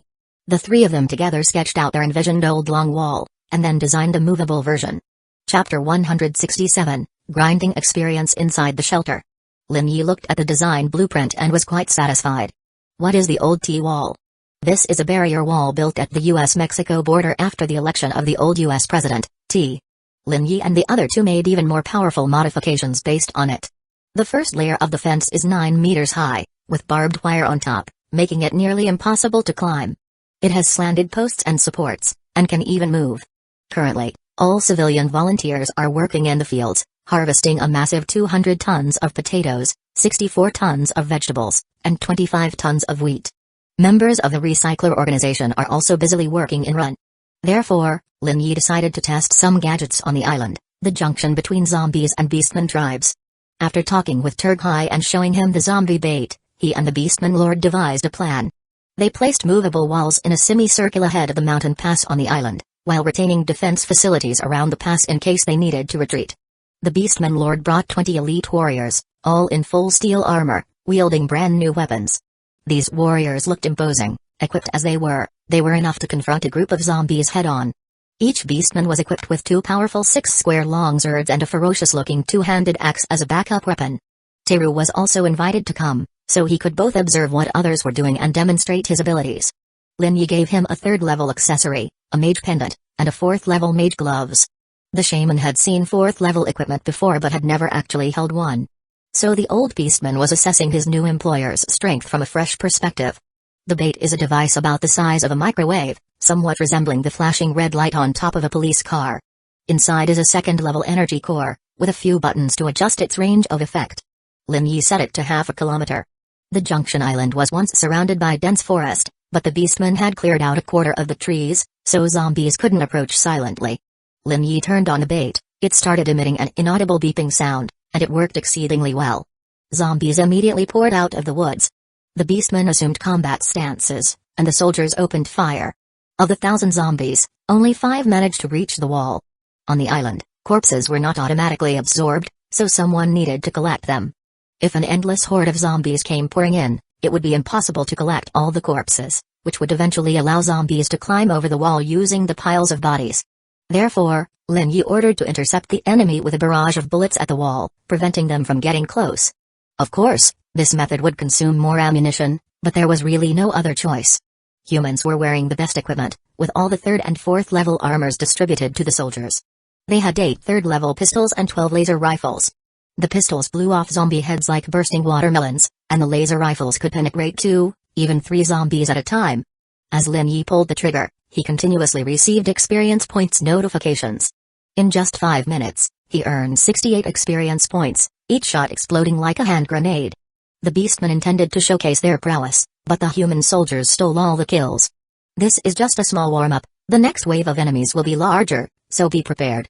Lin Yi told the beastman lord and ordered all the bodies on the battlefield to be cleared, then set the bait's range to 1 kilometer. The bait worked. More experience points surged out of the forest. This time, the laser rifles were handed to Louis, the new weaponsmith, and the doctors to help them level up. But everyone using the laser rifles had 2 soldiers supervising them, as these weapons were extremely dangerous. Even a stray bullet or laser beam could instantly kill a human or a beastman. Except for Louis, everyone's shooting skills were terrible. That cunning old lecher was eager to reach 5th level, so he studied a whole set of shooting courses with Solomon. Laser rifles had no recoil and were extremely accurate, so it was just a matter of aiming at the enemy's head. The enemy came in an endless stream. Even a 2nd-level mutant appeared. It ran chaotically at the edge of the battlefield, but the mutant didn't jump around for long. Lin Yi activated combat reflex, instantly gaining 50 experience points, with the charged laser beam piercing through the mutant and the tree behind it. The density of zombies increased, and the number of corpses climbed. To some extent, corpses blocked the fierce attacks of the zombies. But they piled higher and higher, causing soldiers to adjust their firing angles accordingly. Solomon, the enemy is about to break through the line of defense, burn them all. Understood, boss. Solomon swiftly gave orders to the soldiers. The soldiers immediately began loading the mini catapults. This is Louis's latest invention, capable of launching small projectiles up to 7,000 meters away. The catapult was loaded with small clay pots with fuses, filled with an explosive mixture. The soldier lit a fuse, and the bomb flew towards the enemy's rear. The first bomb hit a tree, and the forest was instantly engulfed in flame. It was as if this forest had been soaked in gasoline for a week. To ensure success, the soldiers launched 6 more projectiles. Once the enemies engulfed by dazzling flames were all cleared, Lin Yi ordered the wall to be moved back. The firewall was shrinking by the minute, time was pressing, and the burning trees were not insurmountable barriers for the zombies either. The Beastman Lord quickly had his people kill the zombies that weren't completely dead yet, and send their corpses to the Beastman area. Half an hour later, the firewall finally extinguished, and the zombies began charging through the burning forest towards humans. A few were on fire, but most charged forward unscathed. However, these walking corpses ran headlong into a dense barrage of bullets and arrows. During this time, Lin Yi discovered that as long as the zombie lure device was active, mutants couldn't control the regular zombies. Because they would madly rush towards the lure like headless flies. But once the lure was turned off, the mutants would regain control, become more organized, and easily form a living wall. Archers and mages, attack with full force. Take out those monsters in the back. Solomon, have them shoot into the woods to reduce enemy numbers. Boss, the laser rifle has overheated. Damn. That fast? We've only been fighting for half an hour, alright, have them fall back and let the guns cool down, control the firing rate next time. They've been pulling the trigger like it's a machine gun. What the hell? The enemy is retreating. I see it, listen up everyone. Attack with full force. Don't let those experience points get away. Skills, magic spells, bullets, and laser beams flew through the air like a torrent, reaping experience points as the enemies fled. They've run. Maybe it's good to make that general a bit nervous, hee hee. Boss, this is advantageous for us. If he withdraws all his forces, we'll have more breathing space. Solomon said, looking at the burning forest. Small groups of enemies are easier to eliminate than large troops. Lin Yi shook his head, then pointed in the direction the zombies were retreating, squinting his eyes. When we get over there, there will be no sturdy walls, no retreat routes. They might surround us for miles from all sides. We might not even know we're surrounded. What about the vehicles? We have an armored combat vehicle, and Louis is finishing the second one. That's nice but not enough, we need to clear this forest first. We need good visibility and wide paths, and everyone began clearing the battlefield. This time they killed a total of zombies and 1 second-level mutant, plus the first wave of 1,130 zombies, gaining 20 white rewards, 1 green reward, and 10,212 coins. Lin Yi gained 267 experience points, but he still needed 15% more to reach the next level. Louis successfully leveled up from 3 to 5. The others also leveled up at the end of the battle. The wall was moved to the Beastman area and stored in their warehouse for future use. The entire operation, from start to finish, took only 2 hours. It turned out that the laser rifle was extremely effective, and now every soldier dreamed of owning one. But they overheat too quickly, meaning the firing rate must be strictly controlled. Teru was amazed at Lin Yi's tactics and strength. He initially thought Lin Yi set up all this just to see what the old shaman was capable of, but in fact, it was the opposite. He didn't get a chance to show off at all. It's worth mentioning that during the conflict between humans and beastmen, he was too sick to participate in the battle, but after starting the lake water therapy, he had regained part of his mobility. Before, he had only heard of Lin Yi's exploits, but now he witnessed them firsthand. He even started doubting if asking for 10,000 coins a day was too presumptuous. Turghai found Lin Yi, saying he really liked these laser melee weapons because every beastman warrior's soul craved the passion and blood of battle. Until Lin Yi showed him the explosive gun, the kind that kills a whole area in one blast. Only then did the beastman lord realize that the premise of battle passion and bravery was to stay alive first. Solomon, go talk to Turghai, tell him to have his people clear the area of trees after the fire, so we have good visibility and mobility. Yes, boss. By the way, we also need drones, even cheap ones are better than nothing. I know a place to find them, but obviously, they won't come cheap. Lin Yi murmured to himself. He had already realized that such equipment is crucial for any large camp, so unless the price is extremely high, no one would sell it. Chapter 168, Permanent Alliance. The shelter is inward. What do the people of Ring say about us? Boss. You scared me. Melanie screamed in surprise. She was thinking about something important and got a little distracted. They say all sorts of things. The young girl caught her breath and said, most of them are outrageous rumors, like you're colluding with aliens, that's how the food comes, and there's a conspiracy behind it, the food is poisoned. Looks like they're waiting for me to leave. Especially their leader. Melanie said with a smile, then pointed a camera at the elderly leader. This guy was reassuring the crowd, promising them that the monster would soon leave. At noon, Lin Yi intended to take a nap on the hammock when Melanie spoke through the radio. Xiaoxuan says there's a new discovery.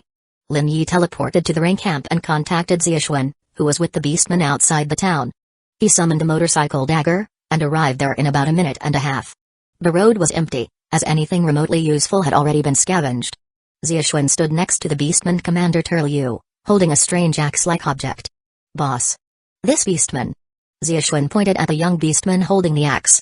He saw a wandering zombie and killed it, then claimed the tribal spirit contacted him, saying he was chosen to participate in a survival game. As a reward, he received this item. They call it Kalam. Interesting, what do you say, shelter? Any sentient being not recognized by the system that kills an infected entity on this planet will establish a connection with the local system, meaning they will receive the same rewards as humans for killing infected entities. I see, but that's not within our contract with the beastman. Lin Yi stroked his chin, then turned to Xiaoxuan. Gather everyone, we're going back. Anyway, everything useful here has already been scavenged by us. Yes, boss. Yes, Lord of the Humans. After sending everyone back to the shelter, Lin Yi greeted the elderly leader of the town and then left. He drove 6 kilometers northwest. Kilometers away from Rang, there was a chaotic place called the Leal Administrative Region. Why is it called chaotic? Because it was basically a city cobbled together from several towns and communes. Leal town was near the Belgian border, densely populated before the zombie outbreak, with 1.5 million people, but about a third of them were immigrants from the Middle East and North Africa. At least that's what Hubert said. He had been there shortly before the apocalypse. Back at the shelter, Lin Yi held a meeting in the Beastman Lord's castle. Turghai himself and all the elders were present. On the human side, there were Emmanuel, 2 Beastman mercenaries, Teru, and his apprentice. Lin Yi briefly introduced the situation to them and showed them that strange weapon.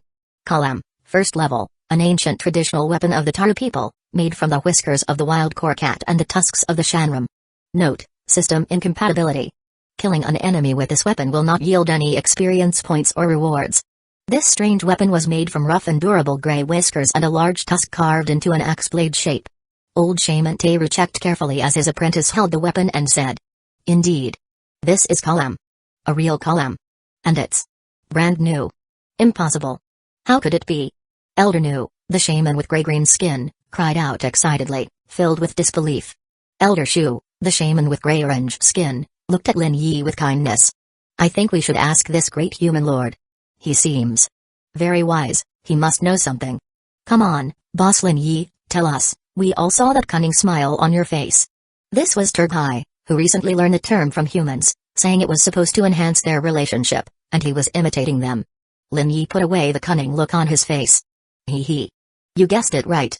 I asked the shelter, also called the soul, and he told me if you're in my world, You'll receive blessings, and then you can kill zombies and receive rewards just like humans. The elders were greatly shocked upon receiving the message from Lin Yi. This means that once warriors are recognized, they can acquire skills, just like the warriors of ancient times. Yeah, probably. Boss Lin Yi, you have to help the young warriors secure recognition. These are crucial for our survival. Though I'm the big boss, you have to know this isn't within our agreement, right? Lin Yi smiled with a businessman's air. Turghai nodded in agreement and asked. In exchange, what do you want? 500 young warriors, to arrange beastmen women for household chores, and assign a blacksmith to forge equipment for them for 6 months. Also, I hope you'll lower Teru's reward to 1,000 coins per day. Lin Yi looked at Teru and Turghai. In exchange, I'll give you most of what your warriors scavenge, except for coins, and help any number of beastmen obtain recognition. I need to discuss with them. Turghai and Teru exchanged a glance, then replied after a moment of silence. The discussion didn't take long. Only about 4 minutes later, the elders agreed to the terms on the human side. But we would like to add one more. Lin Yi, we must form an indefinite alliance with humanity. This is our biggest request. Turghai said with utmost seriousness. Since the two races allied, Lin Yi's power completely overturned their perception. As allies, they benefited greatly, but the zombie general was already defeated. Once the common enemy was gone, who knew what would happen next? In the past, fearlessness stemmed from ignorance, and they would talk about a glorious battle. But now. Thus, holding tightly to Lin Yi's thigh was the quickest way for the orc tribe to develop. After contemplating, Lin Yi finally nodded under the eager gaze of the orcs. The orcs, as a powerful melee force, could be said to be the best mobile fortress. During this period of interaction, they were also very obedient. To expand territories in space-time, one couldn't be too sectarian. The ocean is big enough to hold every river to develop quickly.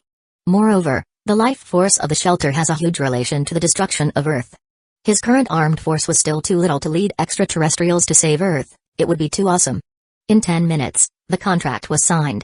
In 20 minutes, the orcs began to prepare. 30 minutes later, Lin Yi looked at the large crowd of orcs in front of him. What's going on? Full tribe mobilization? I don't quite understand this expression. I mean, have you decided to have all your tribesmen complete the recognition? Why not? You promised it would be completed safely. I trust every word you say. Damn, I'm always deceived by your dumb-looking face, forgetting how cunning you are. Ha ha ha. I understand what you mean. There don't seem to be many females among these warriors? Indeed. There were females among the initial people, but if any of them gained powerful skills, perhaps we need to re-examine ancient traditions. The initial people? Who are they? Allow me to explain. At this time, Teru took over the negotiation board. The initial people are those before the system's descent. They lived in the world of Daru, when our tribe was on the brink of extinction. The great chief Morsel united the remnants of various tribes under his banner. Regrettably, our world eventually perished, but before then, the great chief saved the remaining survivors and transferred them to a place very similar to your area.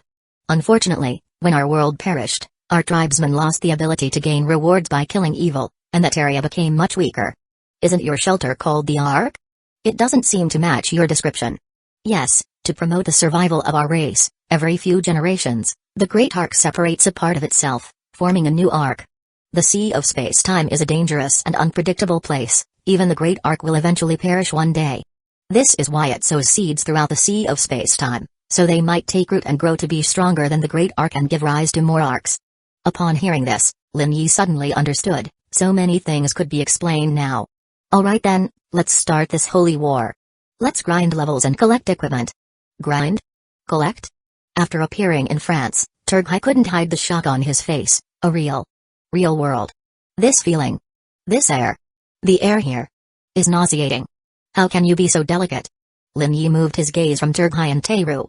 He looked ahead. Marlar, a small town with a population of 2,500, currently had over 3,000 zombies. Alright, enough small talk, time is money. I'm going to activate it now. Are you ready? Ready. Then let's go. Lin Yi said, activating the bait device. It instantly consumed half an energy core. There was some commotion in the small town. The roar was already audible, along with the sound of breaking windows. A group of zombies, either walking or running, emerged as experience points zombies. Dinner time, guys, enjoy to your heart's content. After Lin Yi spoke, he retreated to the side. They were in a cage about 30 square meters, formed by movable walls. The orcs didn't like this method very much, But running around hunting zombies would take too long. There's a wall over there, bad guys over there, get to it, you all, I have to head to Berlin. Chapter 169, The Crazy Female Beastman Outside Marlar Town. A woo-oo. A young beastman roared, swung down, and split a zombie in half, then froze in place. He stood there for about 15 seconds and then discarded the iron sword because in his other hand, a 5 square meter long white blade appeared.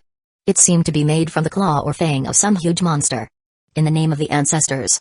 This is the fang of the sea serpent. This is a second-level weapon. Old Shaman Teru gasped. Ha ha ha.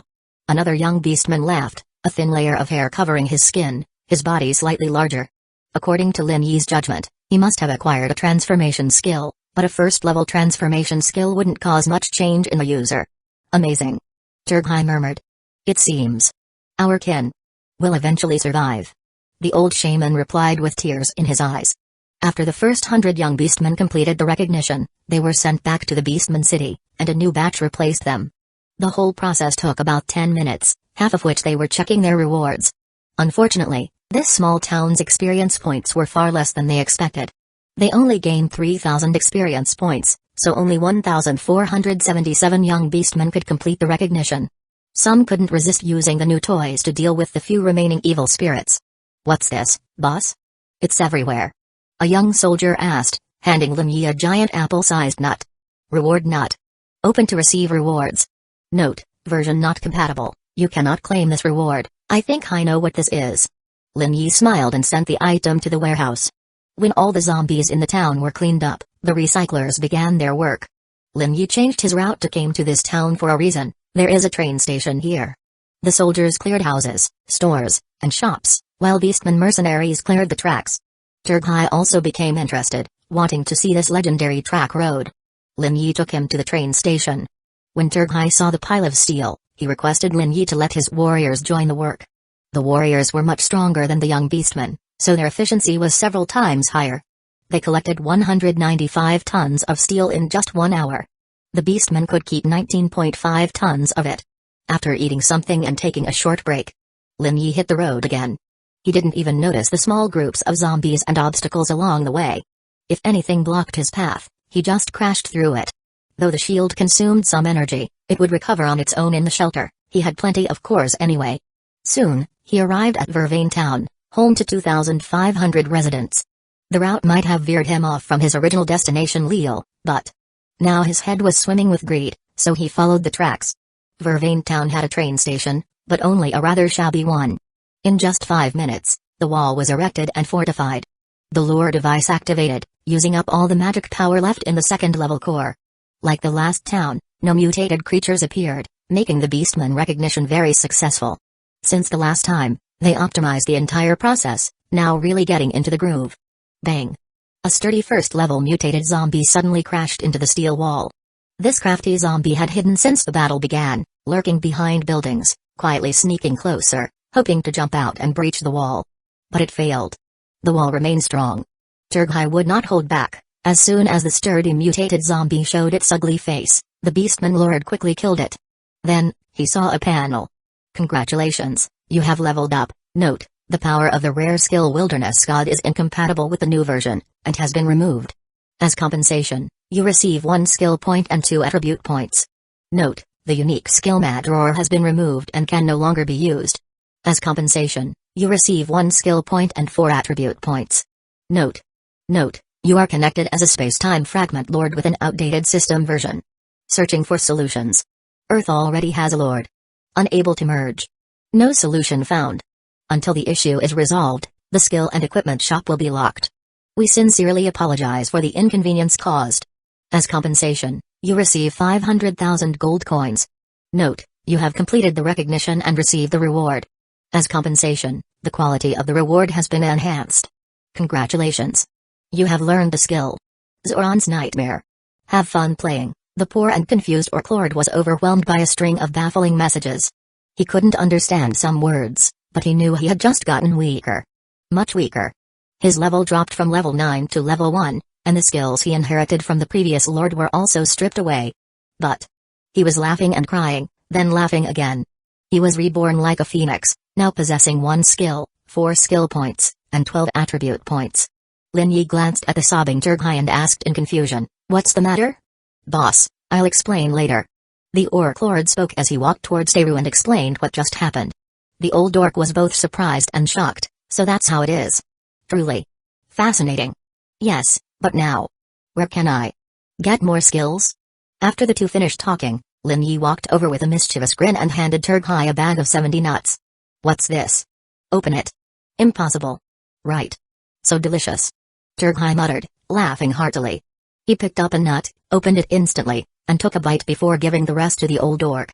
The old orc Teru didn't eat but instead took a small orb from the center of the nut. Rare skill book, Blood Magic. The 600-year-old orc grinned, revealing his decayed and almost completely worn fangs, then handed the Orc Lord a skill book. "It seems our problem has been solved." The Orc Lord was utterly astonished, opened his mouth to try to speak, but failed to utter a word. Blood Magic was Ruta's strongest skill.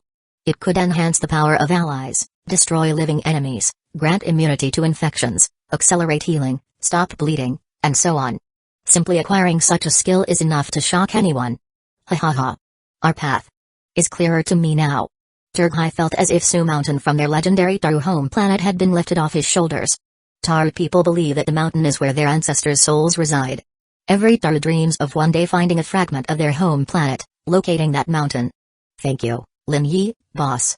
Turghai pounded his chest with his fist, offering Lin Yi the greatest courtesy of his tribe. The old orc Teru also pounded his chest with his fist. "Thank you, Lord Lin Yi. Since it's a long-term alliance, I naturally want to enhance your strength so you don't hold me back." Lin Yi shrugged his shoulders. After eliminating all zombies and swiftly clearing the town, he returned to Rom. Then he headed along the A26 highway towards St. Constant.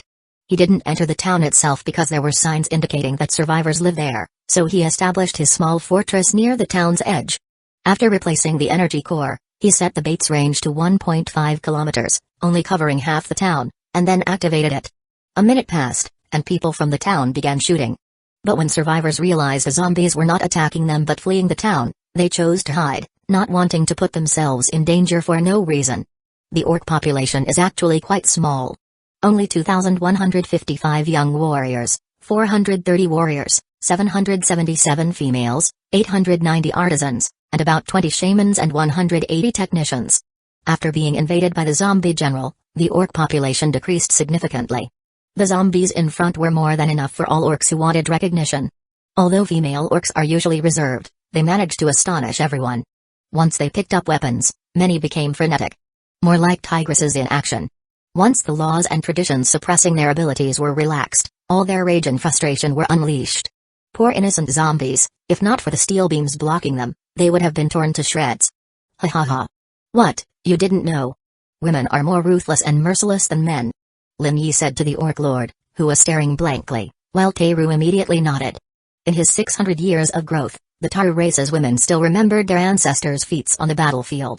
But as time passed, customs and traditions changed for the race's survival, forcing women into a ruthless cage of rules and traditions to select ideal traits for orcs. Strong parents give birth to strong offspring, smart parents produce smart children, and so on. Love and free will had nothing to do with marriage. "I have to tell you, you'll regret harming your women, just wait, big guy." Lin Yi started gloating, expecting feminists to emerge among the female orcs. At this moment, about 7,000 zombies charged from the town, so the experience points Turghai gained were enough to level him up to level 4. Of course, he wasn't the only one who gained experience points, the weaponsmiths and doctors from the shelter were there as well. Lin Yi didn't idle around either. He needed to level up to level 10 long ago. Chapter 170, I Want to Have a Baby. Outside St. Constant Town. Are zombies scary? Definitely. They're dangerous and lethal. But hiding behind sturdy walls, with the boss next to you who can transport you to a safe place at any time, is there still a need to fear a horde of zombies? Of course not. So everyone, including beastmen, gradually stopped fearing and just kept slashing away. Some beastmen had the job of running to the dead zombies and tossing them into pits. Everything proceeded in an orderly manner. Everyone could easily and efficiently rack up experience points. Weaponsmiths and doctors poured their attribute points into magic, while beastmen put more into constitution and power. Lin Yi, with 315 experience points, ranked at the top of the zombie-slaying leaderboard, successfully reached level 10 and earned a skill point. He hadn't decided where to invest this skill point yet. He's considering regeneration skills, but he's unsure if it would help with his brain, so he's in no rush. Turg high, with 277 experience points. Ranked second on the zombie slaying leaderboard, reached level 7. He immediately poured a skill point into his unique skill. From the skill description, his skill would turn him into a creature called Zoran's Nightmare. Zoran's Nightmare is an ancient and powerful creature that terrified the Zrun tribe for 100 years, turning this strongest Daru tribe into a ragtag group and refugees. The Beastman Lord couldn't wait to try his skill, but he managed to restrain himself. He is afraid that after transforming, he won't be able to control his reason and would get shredded by Lin Yi. After collecting the spoils, Lin Yi sent everyone back to the shelter, then bypassed the town and returned to the highway. The locals were interested in the show and started to become restless. He initially thought about stopping and trading with them, but now he is hungry. After taking a 3-kilometer loop around the town, he returned to the shelter. Dinner started. I thought you beastmen only eat meat. Beastmen? I'm yours now. Old Teru sat by the table, savoring his salad. Only the warrior class only eats meat. They're fed only meat from infancy so they grow tall and strong. As a result, their stomachs can't handle any other food. All other classes eat a variety of foods, including herbs, berries, and dairy products. I see. After dinner, Lin Yi upgraded his shop application. A very powerful feature appeared. He can sense every creature in the shelter. Lin Yi focused his thoughts on the shelter's residents, gradually sensing each and every one, including beastmen and rabbits. After adjusting his thoughts, he focused only on humans, then further narrowed it down to only Chenyuiu. An image of a woman taking a bath appeared in front of him. He immediately returned to his room, undressed, and teleported to Chenyuiu. Chenyuiu was startled, but Lin Yi quickly covered her mouth with his hand. Because they were in the women's section of the public bath. Public baths have been there since the first day the shelter was established and are still around because everyone is used to them. And they make everyone's, at least all the girls', relationships closer. But at this moment, all the shower stalls were occupied, and the girls were chatting merrily. Martha's voice rang out from a nearby shower. Are you serious? No way, how could you like such a freak? He's just so strong, so manly. Mary spoke with a tone that, Lin Yi had never heard before, but her voice still leaked. I dream about him all the time. You know, ever since we were kids. Our parents groomed us. But he's a different species, a beastman. You don't understand. The heart wants what it wants, emotions can't be controlled. Due to the sound of water flowing and Chenyuiu's light hum, Lin Yi could only hear bits and pieces. If you want, you can say I'm a pervert. But I want to have his kids. I feel this is love at first sight. Hey, Annie. Do you like anyone? No, like the boss. I don't have anyone I fancy. Men scare me. At that, Sylvie suddenly asked. What do you think, Chenyuiu? Chenyuiu? Are you okay in there? You suddenly got so quiet. Oh. Everything is fine. Are you sure? I'm just shaving my legs. An hour later. I feel a lot better now. Lin Yi gently said to the weary girl. Huh. A new day. It started with the usual morning exercise and a visit to the store. The store app had changed so much, it was almost unrecognizable. Its interface was more user-friendly, with a search function and options to organize items into groups and subgroups. Found 2 items that match your requirements. Translator, first level translator, second level. The first level translator is a tablet, priced at 900 gold coins, similar to the Beastman negotiation board. The second level version is priced at 3,500 gold coins, with 2 components, a wireless microphone and a small speaker. You can hang it around your neck with a strap or clip it to your clothes.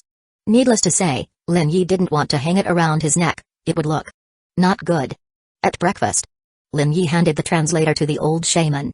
The old shaman spoke in Chinese. Well, this device is quite interesting, but it will take some time to get used to.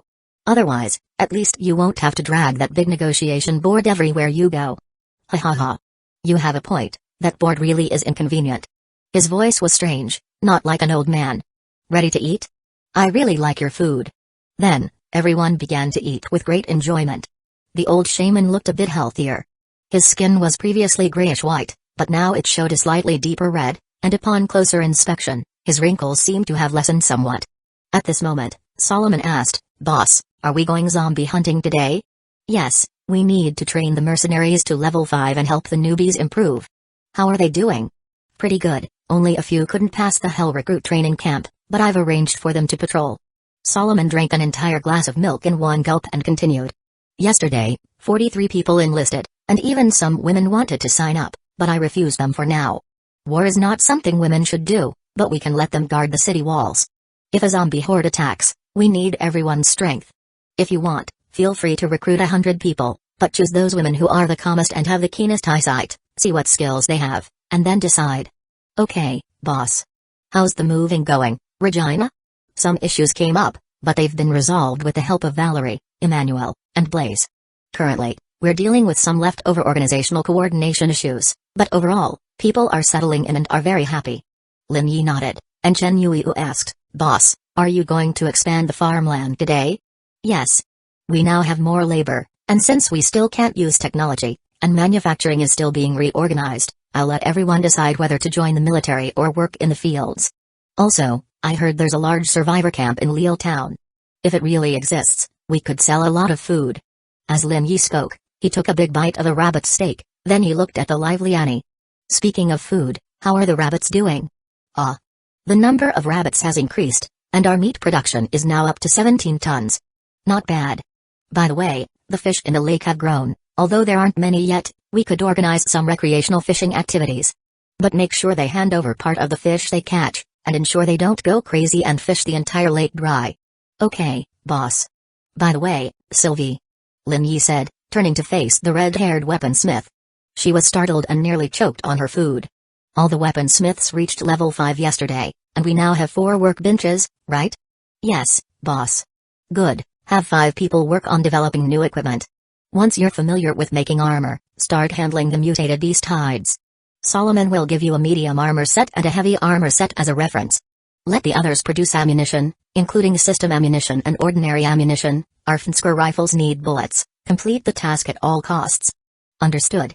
Oh, Zoe, how's the progress at the ammunition recycling workshop, going smoothly? Boss, it's going pretty well. So far, plans have started for packing 5.6mm caliber bullets. Okay, Professor, how's it going on your side? Hey? Professor, snap out of it. Oh. Sorry, I was daydreaming. How are we doing? Quite well, quite well. A level 5 doctor can make medicines now, and out of our 5 doctors, 3 are real physicians. 5? I thought there were only 4 doctors. Yes, but one of them gained a doctor skill during certification, so we have 5 now. I'm now more convinced my theory is correct. The system generally grants skills suited to their personality during certification, but this requires more research. Great. Keep up with your research. Breakfast took a long time. There were too many questions and other things to discuss, so it wasn't until 11 o'clock that everyone left the table. When Lin Yi was halfway, Mary suddenly caught up. She was big, with an unusual face, striding quickly. No one else was around. Lin Yi was so startled, his hands and feet were at a loss. What do you want? Boss. Mary was serious, her large teeth shining under the sun. Boss, I've been thinking about this for a long time, and I've made up my mind. I need your help. Help with what? What are you talking about? I want to have a baby. What the heck? Why are you asking me? Chapter 171, Love That Keeps You Awake Inside the Shelter. Lin Yi listened quietly. Mary spoke softly. I want Turghai. I want to have a child with him. It was love at first sight. I need your help. I'm not asking you to convince him to marry me. Just one night, and I'll be satisfied. You and that beastman? I mean, he's over 3 meters tall, and his tusks are as thick as your fingers. Yes, I know, but I think about him every night. I can't sleep. This. It's already affecting my work. Lin Yi scratched his head. This beauty Mary has strange looks, even stranger tastes. Not sure if this will work out. Alright. Come with me. I was planning to talk to him anyway. Boss, thank you. This device is really convenient. Turghai tried out the level 2 translation device and laughed heartily. His gaze casually glanced at Mary standing behind Lin Yi before continuing to speak. I hope you can help me level up to 9 today, then I can follow you and attack that island. The blacksmiths are also almost done crafting equipment for the young warriors. Tomorrow we'll be fully prepared. Sounds good. Lin Yi glanced at the talkative beastman lord and looked to the side.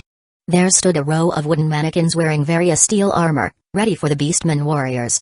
Looks like it's time for a big battle. At this moment, he felt someone tugging at his t-shirt. He turned around. only to see the beauty Mary, nervous like an innocent boy gathering courage to strike up a conversation by the roadside. He smiled and spoke to Turgai. I have a small request. Actually, you might consider it a demand, and it has to do with this girl. Lin Yi stepped aside, allowing the Beastman Lord to take a real look at the extremely nervous lady. He spoke directly, pointing at Mary. She's fallen for you, to the point where she can't sleep. I want you to get her pregnant. Ah. Turgai's eyes widened, pinching the translation device by his ear, frowning. The translation device seems to be malfunctioning. Did you say something about hitting this beautiful human? Before he finished speaking, Mary snatched the translation device from Lin Yi's hand and instantly stripped off her clothes. Her figure, Lin Yi definitely didn't maintain eye contact, but he could clearly hear the Beastman Lord's breathing, heavy like an old ox in heat. Let's go to bed, lead the way. Mary took hold of the Beastman's large hand. Turgai's rationality had been overcome by instinct. He already had 2 wives and several children, but Beastmen only engaged in such acts for the sake of offspring, and due to limited food, they had to strictly control the population. Every time a female was guaranteed to get pregnant. To produce the best offspring, they had to adhere to certain conditions, one of which was, each child born at least 4 years apart. The stronger the male, the higher the probability of offspring. This method also increased the likelihood of single births, because Beastmen often gave birth to 2 or 3 children at a time. That's why Turgai had 2 wives and 1 concubine. Each wife gave birth to 1 child, the concubine bore 6 children. All of his sons were trained by the shamans practically from birth, to one day take over his position. The Beastman and Mary stood before the massive wooden bed. Beautiful princess, you certain? He was about to ask when Mary interrupted him proactively. Love can melt anything. Mary was born into an advanced family passed down since the Middle Ages. She did not disappoint her ancestors. Turgai's plan to level up to 9 fell through. At the same time, Lin Yi gathered some people and drove to Cambrai town. Teru agreed to assist in the combat. This position originally belonged to Turgai himself. He needed to personally lead the young beastmen into battle, giving them an advanced lesson in real combat. But given his current physical condition, Lin Yi, the big boss, prepared to help the warriors from the shelter and the newly joined members level up. Around Cambrai town, there were mobile points of experience everywhere. The town had no survivors, nor did it have a general. There were a few mutants, but due to bait, they couldn't control the common zombies. Valerie slashed at the nearest zombie and smiled at Lin Yi. She had recently drunk the magical lake water and appeared increasingly charming. Boss, impressive. So this is how you all got stronger? Not entirely. I used to set up roadblocks with cars. We only started using this trick yesterday. Lin Yi replied while firing laser beams at the zombies with his level 4 rifle. Both Xiaoxuan, Solomon, Hubert, and many soldiers trained alongside him. They all had to reach level 10 before attacking. Behind them were about 100 soldiers still below level 5, and they too had to fight. Luckily, the shelter's tactics for grinding experience were well practiced and polished to perfection, so killing zombies was essentially routine. Sylvie's long spear was utilized, mostly quite useful, but it had a major drawback. It was difficult to transport dead zombies back to the pit. However, equipping spears to weaker or more timid soldiers allowed them to fight from greater distances, even forming teams with other spear-wielding soldiers. For example, soldiers focused on magic, with weaker physical attributes, found it extremely difficult to kill so many zombies. Working together to stab zombies is also a great team-building activity, and it's a way to test weapons. The mutants tried several times to break through the fence, but before they could get close, they turned into delicious experience points for the fastest reacting soldiers. I feel like my arm is going to fall off. They're so ugly, they make me sick. This is free experience points, stop complaining. The higher we level up, the better our chances of survival. An hour passed, then 2 hours. Some warriors began to feel bored chopping zombies into pieces. Maybe they were pumped with adrenaline in the beginning, feeling like it was a real battle, but now, they're just swinging their weapons over and over. The lake water prevents them from collapsing from exhaustion, but the zombies keep pouring in. Lin Yi ordered, finish off this batch, and then everyone take a break. But boss, there seem to be 20,000 zombies here, we can't possibly in a short time. Don't worry, I have an idea. Now, everyone disperse. Amidst the cheers of the crowd, Lin Yi summoned his motorcycle dagger, then activated flight mode. He flew over the fence and sped away. After landing, he sent dagger back to the shelter, and he returned as well. Minutes later, he came back with 10 mages. Time for fireworks, folks.